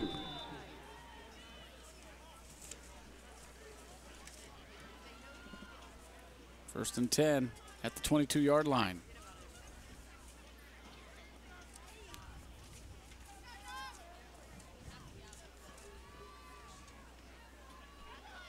Carruthers again to Kolb. This time they go right side. He gets down inside the 20. Short carry this time. Yeah, guys, I hate to say it, but I myself have been on the other end of something like this. On the wrong end, being on the defense where, you've got an offense just chewing up 7, 8, 9, 6, 10 yards every time they run the football, and not being able to do a whole lot about it, again, because you're either outsized or just outmanned. Very demoralizing. So, Carroll's just got to find some way to just stop the bleeding here. I don't know if they can, but they've got to keep trying. There they go. Came in from the side there. Get a number there. Number 2 coming in to make the stop. That's Caleb Swartz. Yeah, did a great job, Caleb did, coming in hard, got at his ankles. So 3rd and 7 here. If you've played or coached, you've been in one of these situations. Hopefully not too many, but everybody's been in at least this situation before where you're just outmanned.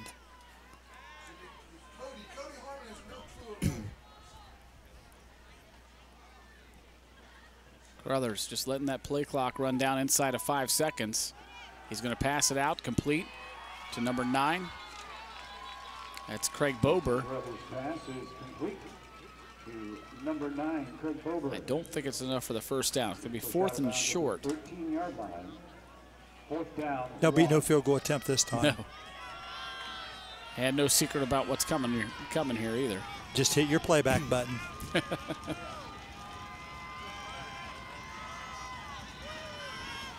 Officials asking for the play clock to be reset. It's currently standing at 0. Please reset the game clock to 25 seconds. Play clock, excuse me.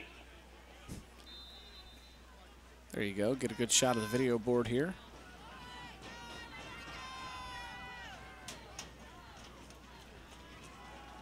It's Kolb. He lost his footing, but he dives forward, and that dive forward gets him the first down. Like I said, he's only had one rush for a loss that I remember. That'll be a first down. Be a first down carry for Kolb. Bloom Carroll coaches were hoping for a measurement there, but they're not going to get it. Ball is at the 12-yard line. You remember we saw Carroll play a Shelby team a few years ago. Yeah. Kind of reminds me of the same situation, where Shelby had a tremendous offensive line, had a tackle going to Iowa, had a great tailback. It's tough if you can't line up and just have some chance physically. Face mask on Bloom Carroll, the 5-yard variety, so it's going to move him up even closer.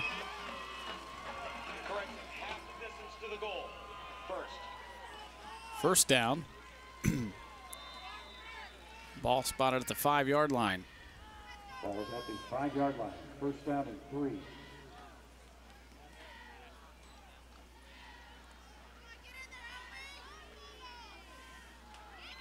Here's Kolb up the middle. They did not get the first down, so it'll be 2nd. Wouldn't you say it's at least 12 carries this half? Oh, if not more. 2nd down and 2. He may have 40 rushes by the end of the third quarter. Tom Wilson tells us that he is at 38 right now. Still 3:58 to play in the third quarter. It's like Dwayne Haskins throwing 73 times in that game earlier this year. Here's Kolb again. Gets close to the goal line. I think he's going to be down at the 1 or 2. I wouldn't compare throwing the times as running into a bunch of other people. That will be a Not to knock the quarterback or receivers, but it's not quite the same as running into heavy traffic. First and goal. Ball spotted at the 2-yard line for the Red Devils.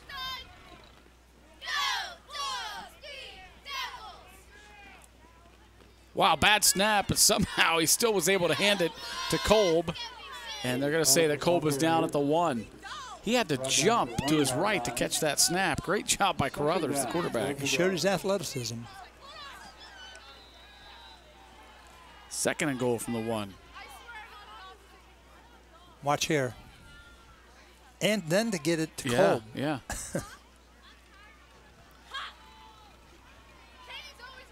Back to live action.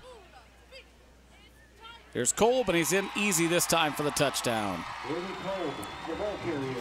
Touchdown, St. Clairsville.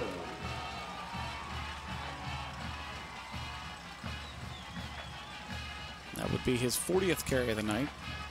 Puts it into the end zone for the touchdown. I'd like to, I mean, I wish I would have had that ability. I'd want the ball every time if I had that ability to play. I mean, you know, you gotta admire the player. He's tough. He's good. Kick is up, and it is good. So with 2:50 to play in the third quarter, St. Clairsville takes a 35-14 lead over Bloom Carroll. Mareion, how many? What's the most carries that you had in a game, either high school or with Ohio University? Was it anywhere near 40? Ohio University probably wasn't more than 5. Let's see. I think in high school I had a game that had 38 carries. Wow. Yeah, I believe I had 38 carries a game. Well, I had 240 on the season my senior year. I actually had a teammate at Ohio University, our quarterback, Dontrell Jackson. Yep, remember him. 18 years old, his sophomore season against Miami, had 40 carries in a game. And the thing about that, Dontrell probably wasn't more than 170 pounds soaking wet. I mean, he really wasn't. So, I mean, he was just exhausted after the game. So, you know, to that point, Kolb's body type certainly, you know, helps here. He's a much bigger guy, low center of gravity, so he's able to sustain that punishment and actually dish out quite a bit of punishment running the football that much. You got to have stamina to rush it that much. I don't care what you say. And Mareion says he rushed it 38 times. That's pretty impressive. Yeah. Scarberry with a good return out to the 38. I want to say thanks to our crew tonight. Doing a great job on cameras, Jason Roush, Mason Gunther, and Tom Russo. In the truck tonight, Bob Campetti, Donnie Ziegfeld, and Ross Spiegel. We actually have some footage or some pictures of the setup crew. Mason Gunther. Look at Mason. Had to climb a fence. But again, thanks to the folks here at Zanesville High School. Scott Aaronhold on first down here. It's like Donnie's getting out of prison or something there, jumping off the fence and running. Like some movie set. Look at this.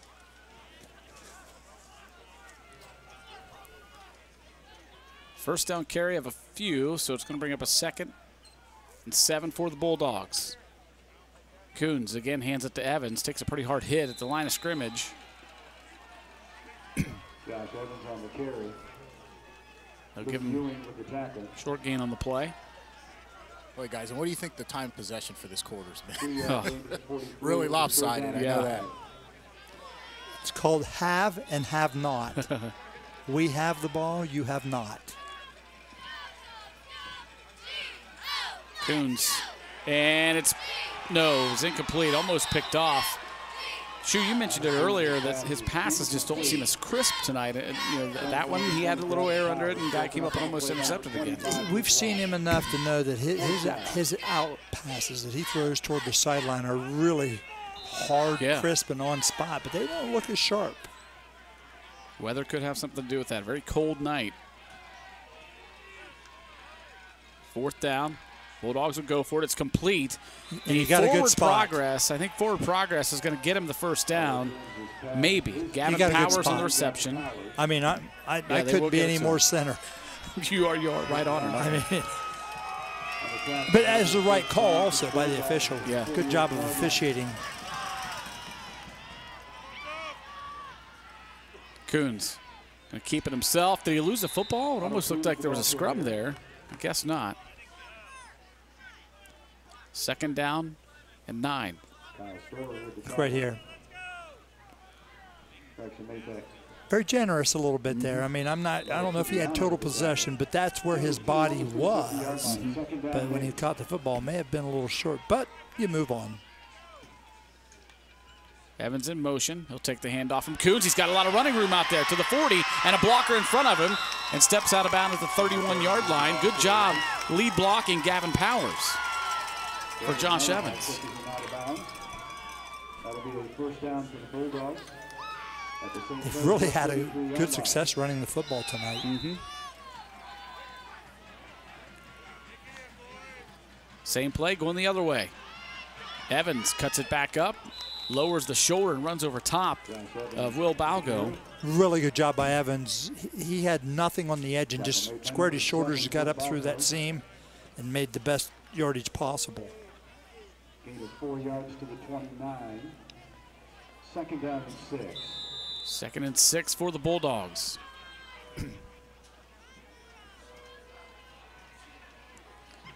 Empty backfield once again, and Evans moved over on that right side. Ball start. Offense number 1. 5-yard penalty. 2nd down. So that's going to back him up to a 2nd and 10, or 2nd and 11 rather.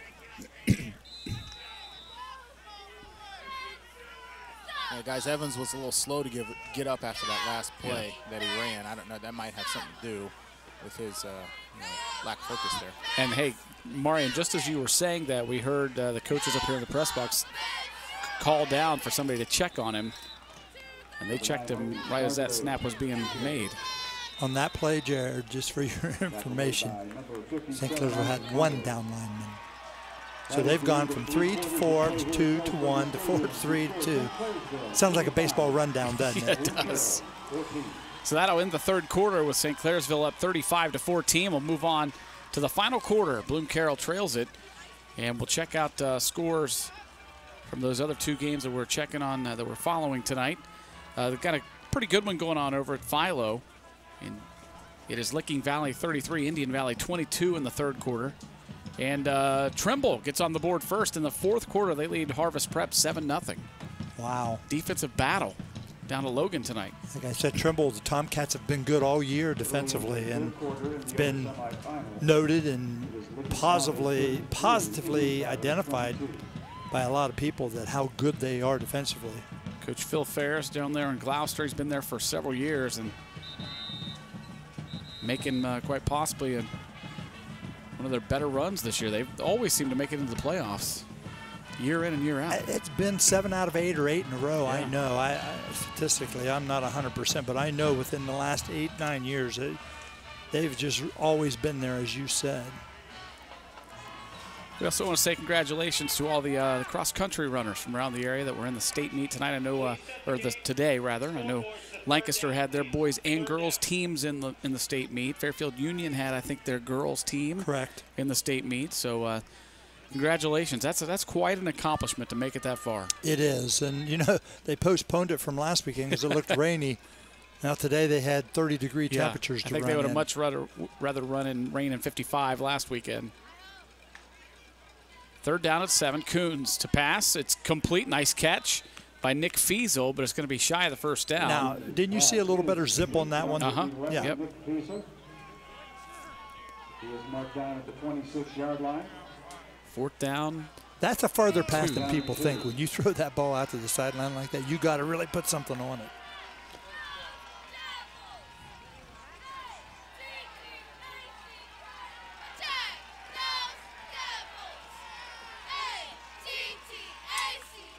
Coons drops back to pass. Rifles one out to Willett, and it goes through his hands, and that'll be incomplete, and a turnover on downs for the Bulldogs. Red Devils will take over on downs. 1st down and 10 at their own 26-yard line. So the Red Devils take over at the 26 with 11:22 to play in the ball game. Here's the replay.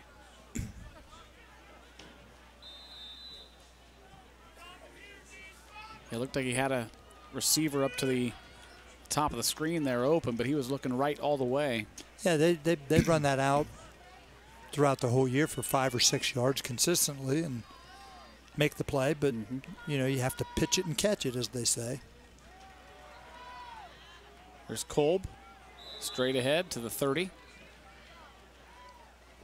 Tell you what, the quarterback, Dustin Carruthers, has done a great job. He's had snaps that have been high all night. A couple of them he's even had to jump for. He's a good player. You can see the throws he's made, that when he's had to make them, he's a good-looking player. Again, a lot of players that have had success, and the players that we've talked about are seniors. Yep. So they've been there, they've done it, and they're showing the confidence and ability here tonight.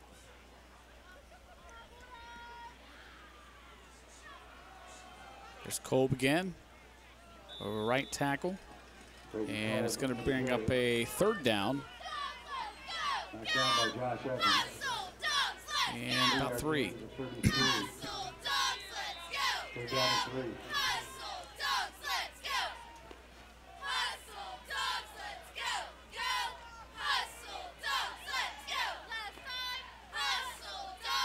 Red Devils taking their time, getting the play.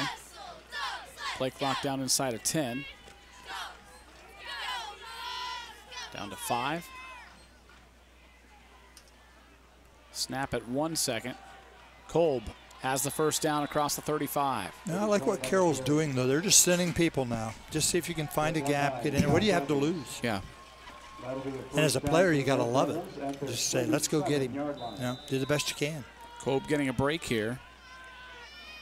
In the backfield is Kyle Storer. No, it's different running back now. Looks like, is that a 12, Jake Ellerick? Or 13, Jacob Jordan?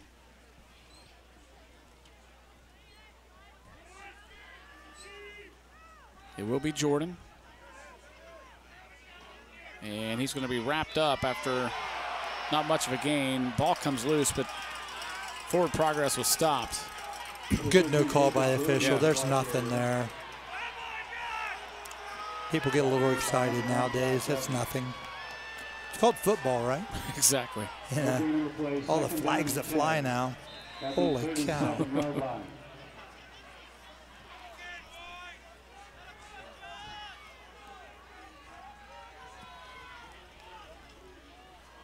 Second down and 10. Clock rolls down to 9 minutes to play in the ball game. 35-14, St. Clairsville on top of Bloom Carroll. Handoff left side. Ooh, big hit there. Number 8, Cody Harmon, lays a hit on Kyle Storer. Okay, you've watched the last 2 plays. Can you tell the difference between Kolb and the other players? Yeah. He is a talent. He's 245 pounds. These other runners, Kyle Storer, 180. Jacob Jordan is 150. It's just different. But he's also got talent. Sure. And he's fast, he's strong, he's deceptive.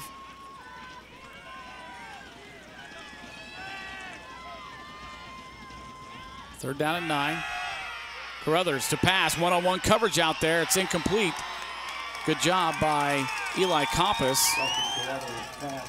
The intended receiver was number 9, Craig Bober. Well, really, Bober's the only one usually in the pattern, Jared, because he's the only one split out. You know, the other 10 players are within a very small area here, so you know they put Bober out there, and you know, brought up by Mareion saying, you know, you just got to trust your corner out here, put it on him and play. He made a nice play. Is this the first punt? Yes. First punt for St. Clairsville. Josh Evans will stand at his 29-yard line to receive it. High snap. Left-footed quarterback punter gets it away, and Evans calls for the fair catch at the 32.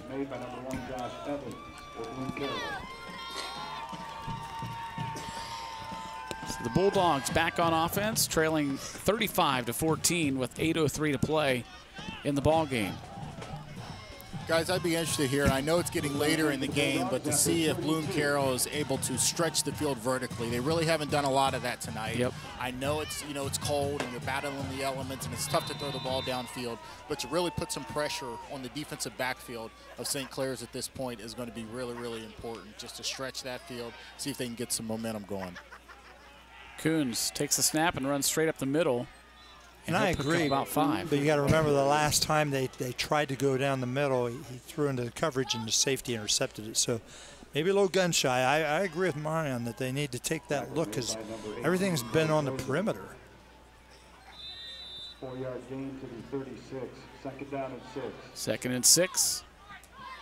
Scarberry lines up behind Otto Coons. It will be Scarberry. Went over that left guard. And a short gain on the play. Forward progress stopped at the 38. Third down and 3 coming up. 1 yard, 2 yards on the play. It'll be third down and 4. It's like closer to 3rd and 4 here. Scarberry again. And will not have the first down. He gained maybe a yard up to the 40. That'll bring up a 4th down. And Shu, you were talking earlier about, you know, the different looks that they've been throwing at Bloom Carroll. You know, when you've got a quarterback as capable as Otto Coons, you just want to try to confuse him best you can. I think they've done a good job of that in the second half. Well, they've certainly done some different things, and, you know, we get to watch games all year, different teams each week and stuff, and this is the most unique defensive concept that I've seen.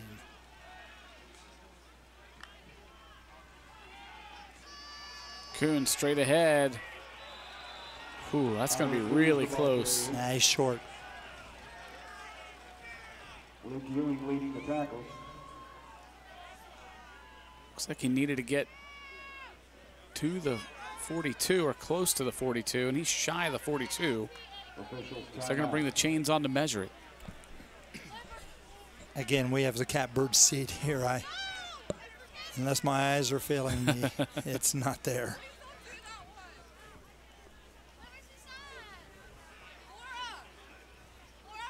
So we'll see when they stretch him out here. No, he did not get it. So the Red Devils will take over on downs. And a flag comes in. That's obviously on Bloom Carroll during that, yeah. Unsportsmanlike conduct. Defense number 55. 15-yard penalty. First down. Zach Sabo, one of the seniors on this Bloom Carroll team, just letting his frustrations get to him. Yeah, you don't want to do that. You've had a tough time, and you got to keep your composure. You know, I think one of the toughest things got to be, and you think about it in officiating any sport, is spotting the football accurately. Yeah. Yep. With all the bodies, all the movement. I really don't know how they get it as they got it today. Illegal substitution. They have 12 men on the field. Substitution infraction. You know they what? do have 12. Yeah, but that's a thought you could have done earlier and might have helped you. Just sneak him out there, you know?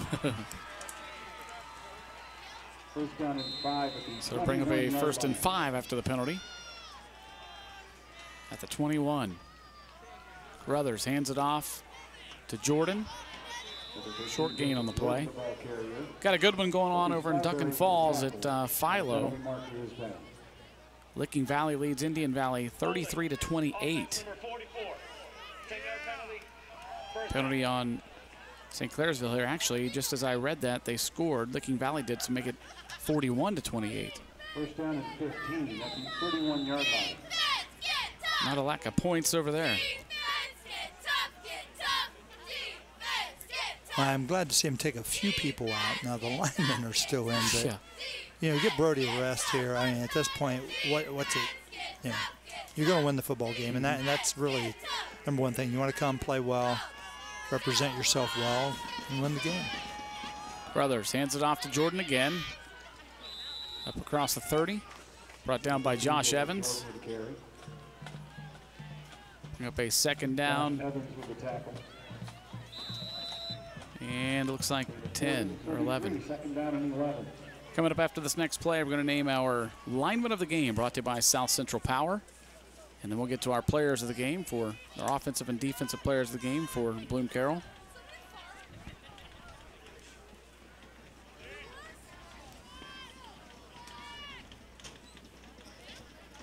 2nd and 11.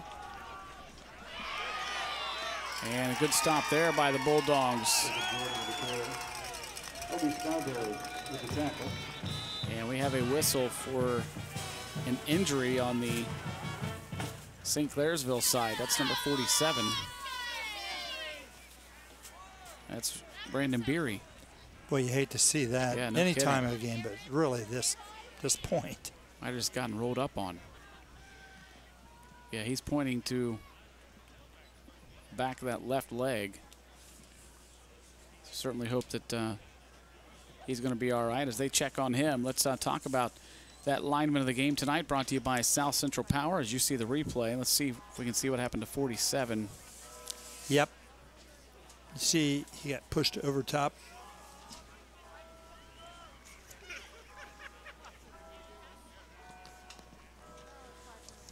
So as they check on the lineman, we'll check on our lineman of the game, brought to you by South Central Power. Being a lineman isn't easy, whether you're shutting down the run or restoring power after a storm. At South Central Power, we salute all linemen, from the gridiron to the power pole. Our linemen work 24/7 to power your community. And this fall, they'll be visiting high schools each week to present our Lineman of the Game award to a hardworking high school lineman. To see the winners, follow South Central Power on Facebook, Instagram, and Twitter.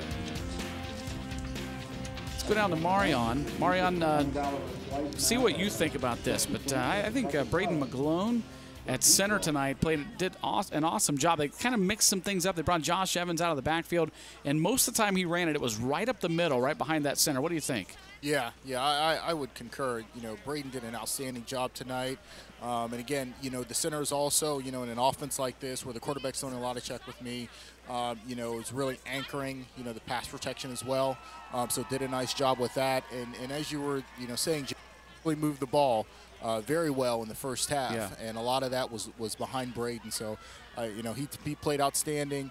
And has a lot to be proud of despite the loss, and I certainly think it's a good selection there for our lineman of the game. So congratulations, number 72, Braden McGlone, our South Central Power lineman of the game, and he'll be visited this week at school by the South Central Power, and they'll give him his award. Here on 3rd down and long, Jordan putting together a nice run all the way down near the 10-yard line and a first down. Jacob Jordan, the ball carrier. Tackle made by number 1, Josh Evans. There's Braden right there. That is a first down for the Red Devils. And the ball is at the 11-yard line. So congratulations to Braden, the South Central Power lineman of the game. Of course, you know, he's not happy with the loss, but he's had an outstanding season as well as the rest of his team. And a lot of guys coming back next year. This is going to be a powerful team, I think, in the next couple years. They're definitely going to make noise in the MSL Buckeye.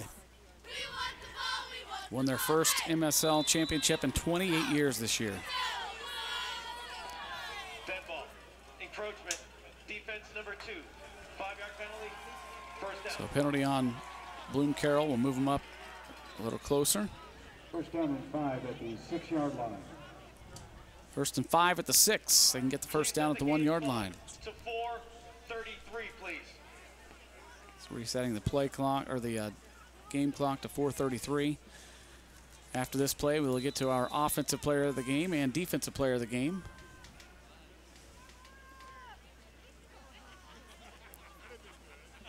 St. Clairsville going to take their time getting the plays in. Play clock down to 14. Game clock at 4:18 and counting.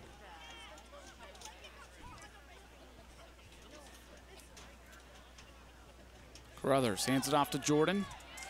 Jordan stood up at the goal line. A flag comes in, and then he's driven way back, but a good run by Jordan. Jacob Jordan, the freshman. Holding. Offense number 66. 10-yard penalty. First down. So the holding penalty will back him up 10 yards.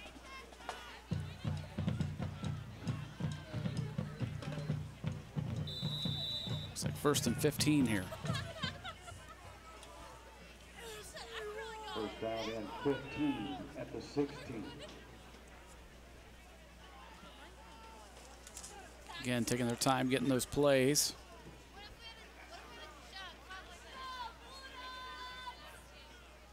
Jordan lines up behind Carruthers. Bober split out to the left side. Here is Jordan. right up the middle for not much here. Let's get to our Offensive Player of the Game, brought to you by Fairfield National Bank. Our first priority is to understand you, where you are in life, and where you want to go. We look for opportunities in places other banks may see challenges. Could there be a better reason to meet? Be delighted with your bank. Fairfield National Bank is a division of the Park National Bank, member FDIC, equal housing lender. Contact information at fairfieldnationalbank.com. I think you have to name Josh Evans the Offensive Player of the Game tonight. Did a great job in the backfield after being split out most of the year. He's had a great year, but I thought tonight he really stood out for the Carroll Bulldogs. So congratulations, Josh Evans, number 1, the junior, the Offensive Player of the Game for Bloom Carroll, brought to you by Fairfield National Bank. We have a timeout on the field. That'll give us time to get to our Defensive Player of the Game, brought to you by the Edwards Insurance Agency. Specializing in providing personalized insurance coverage that meets the needs of our individual clients. Contact Todd or Dale Edwards today. Well, on that defensive side, had some guys, Zach Collins, Robbie Duncan, Zach Sabo, lots of guys to choose from over there, but this is a little tougher here, I think, Shu. Well, the problem is that I thought Carroll's given effort, and they're still giving effort down here watching. I thought they're playing really hard. It's hard to really notice them because St. Clairsville is so good offensively, especially at the point of attack. But, I thought really for Carroll, defensively. Of course, Clay Dozer as well played well. Yeah. Defensive end. Yes. I give it out to Clay Dozer as, on the corner. I thought he defended the pass. Bober, he's done a lot of good things tonight, and I think we recognize Clay Dozer. That's a good call. Sounds good. Clay Dozer, number 18, the Defensive Player of the Game for Bloom Carroll. He's just a freshman, so you're going to see him for a few more years here in the purple and gold. New quarterback into the ballgame for St. Clairsville. And a handoff to the freshman running back, Jordan, as the clock rolls down to 2:44 and counting. Does Evans get 3 yards for the assist of pointing forward? 5 yards to the 11-yard line will be 3rd down and 10.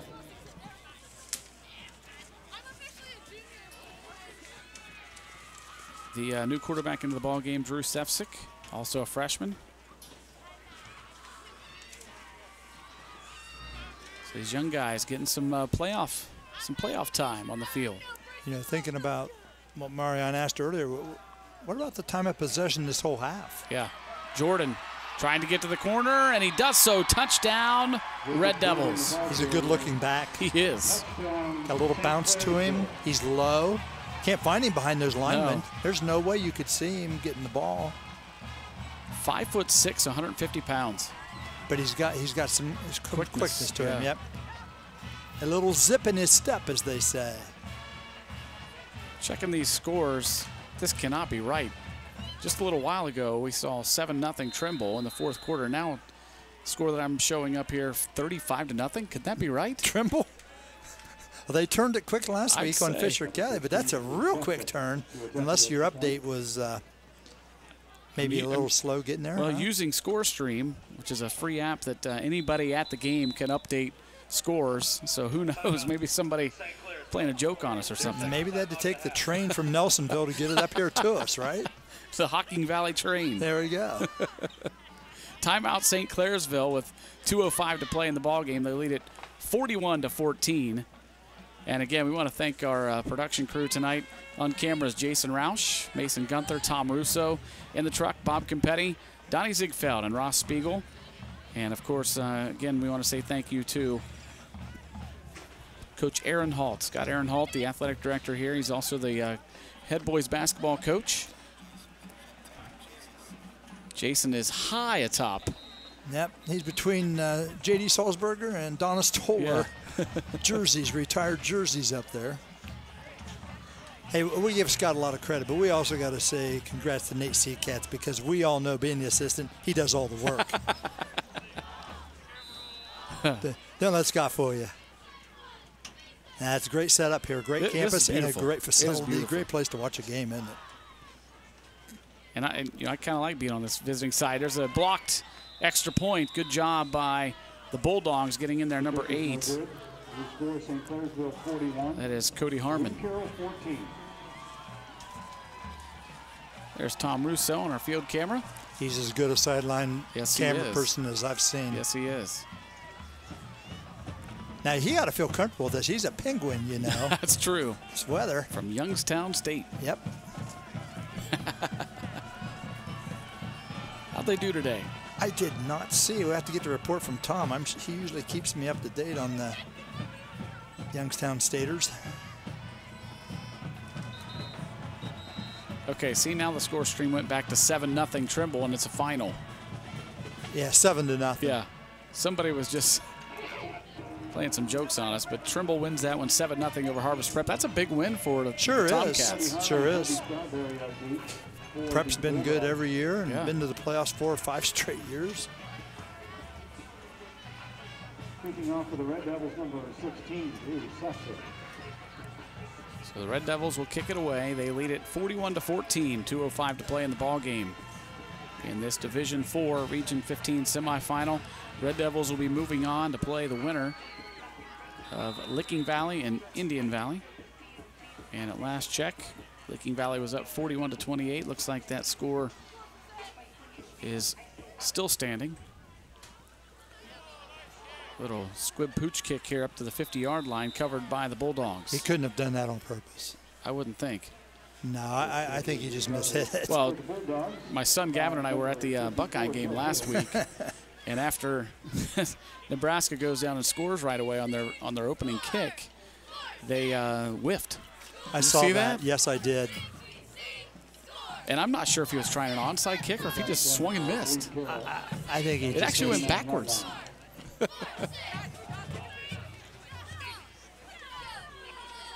So Coons brings his offense back onto the field. 5 wide receivers out there.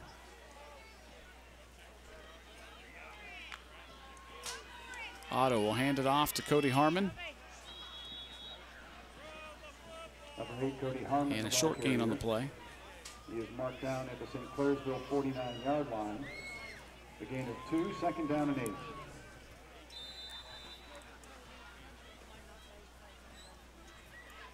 Coons looks over at the coaches for the play here with minute 35 and counting on the clock.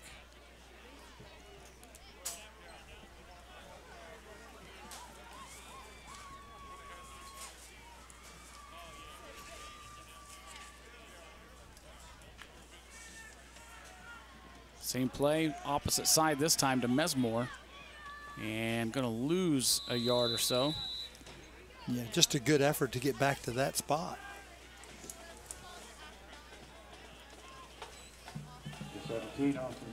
Clock down to a minute to play in the ball game.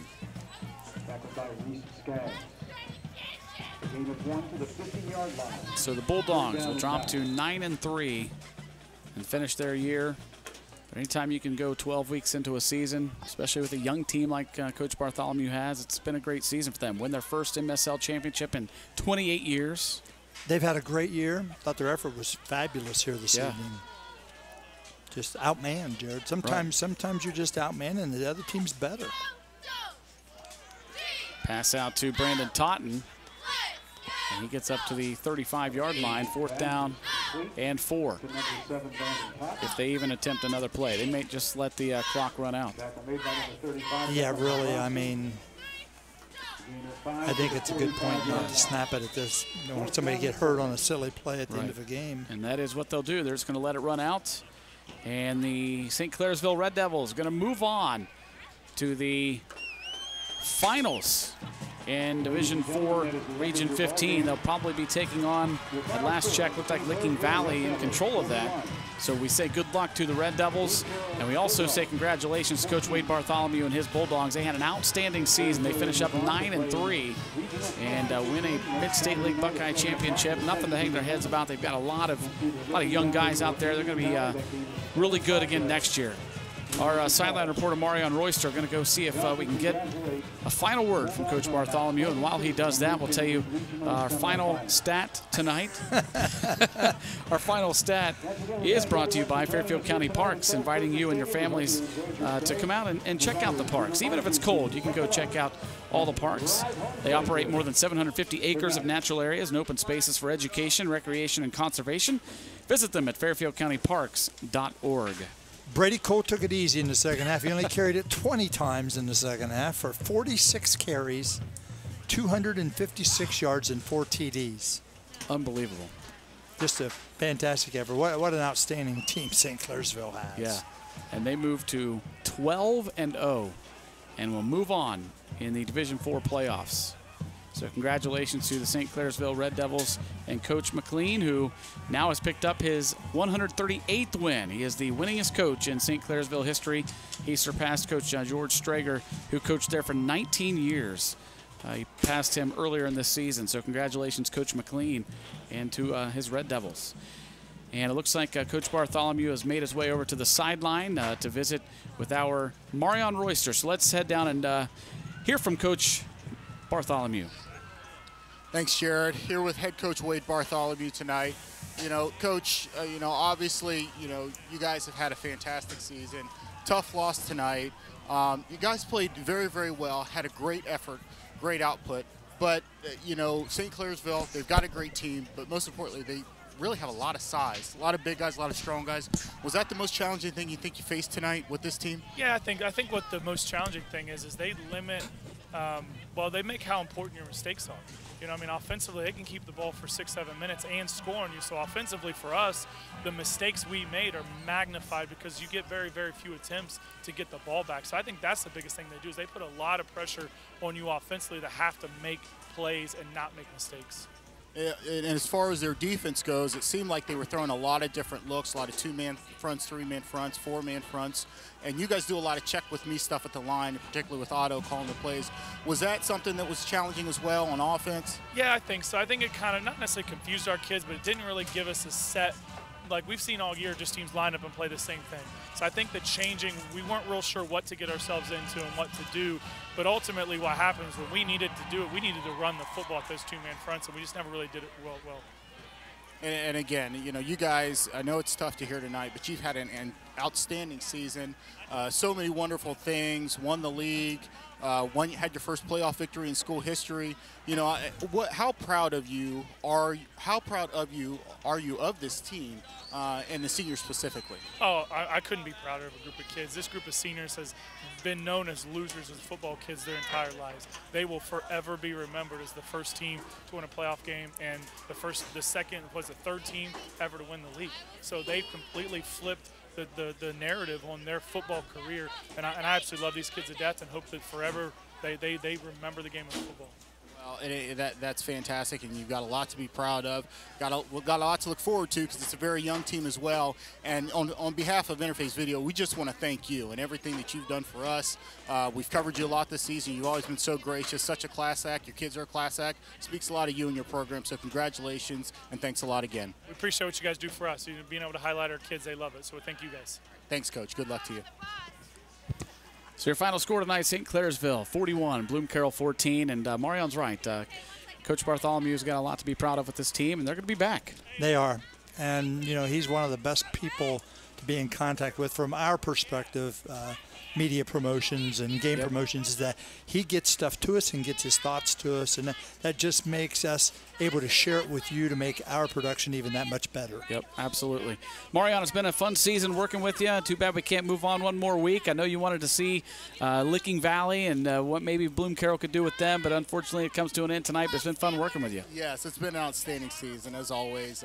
Personal reasons, I have a good friend of mine. His nephew is Chase Wisner, quarterback for the Licking Valley Panthers, so would have loved to see that matchup, Bloom Carroll versus Licking Valley, but nonetheless, it's been a fantastic season. I always have a great time. It's such a privilege and honor for me to be able to cover these games with you guys. Both of you do such an outstanding job. Our whole staff does such an outstanding job.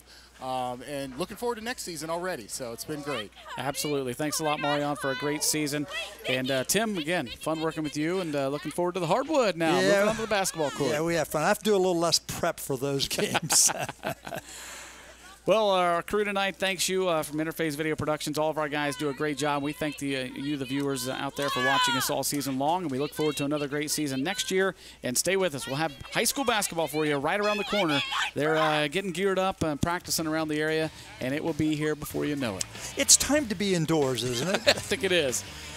So again, your final score tonight, St. Clairsville moves on with a 12-0 record. They'll head into the finals to take on most likely Licking Valley. We wish them the best of luck. They beat Bloom Carroll tonight 41-14. For our entire Interface Video Productions crew and for Mareion Royster and Tim Shumaker, I'm Jared Stewart. Have yourselves a great night, everybody.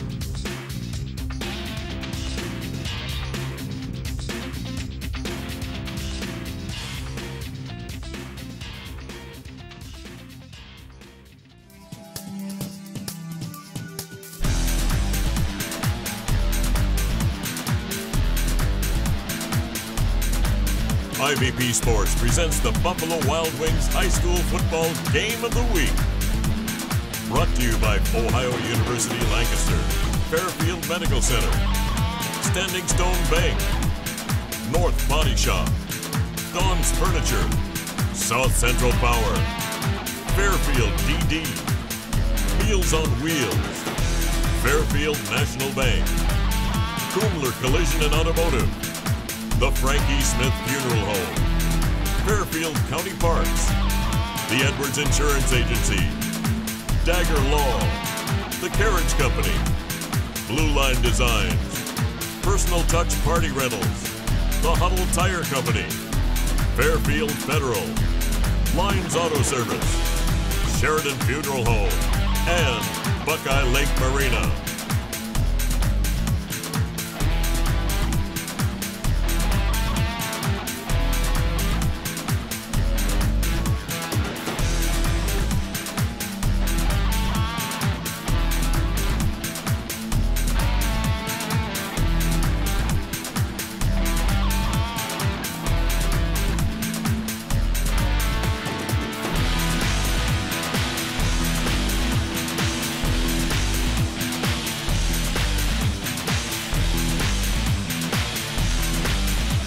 This has been an IVP Sports production.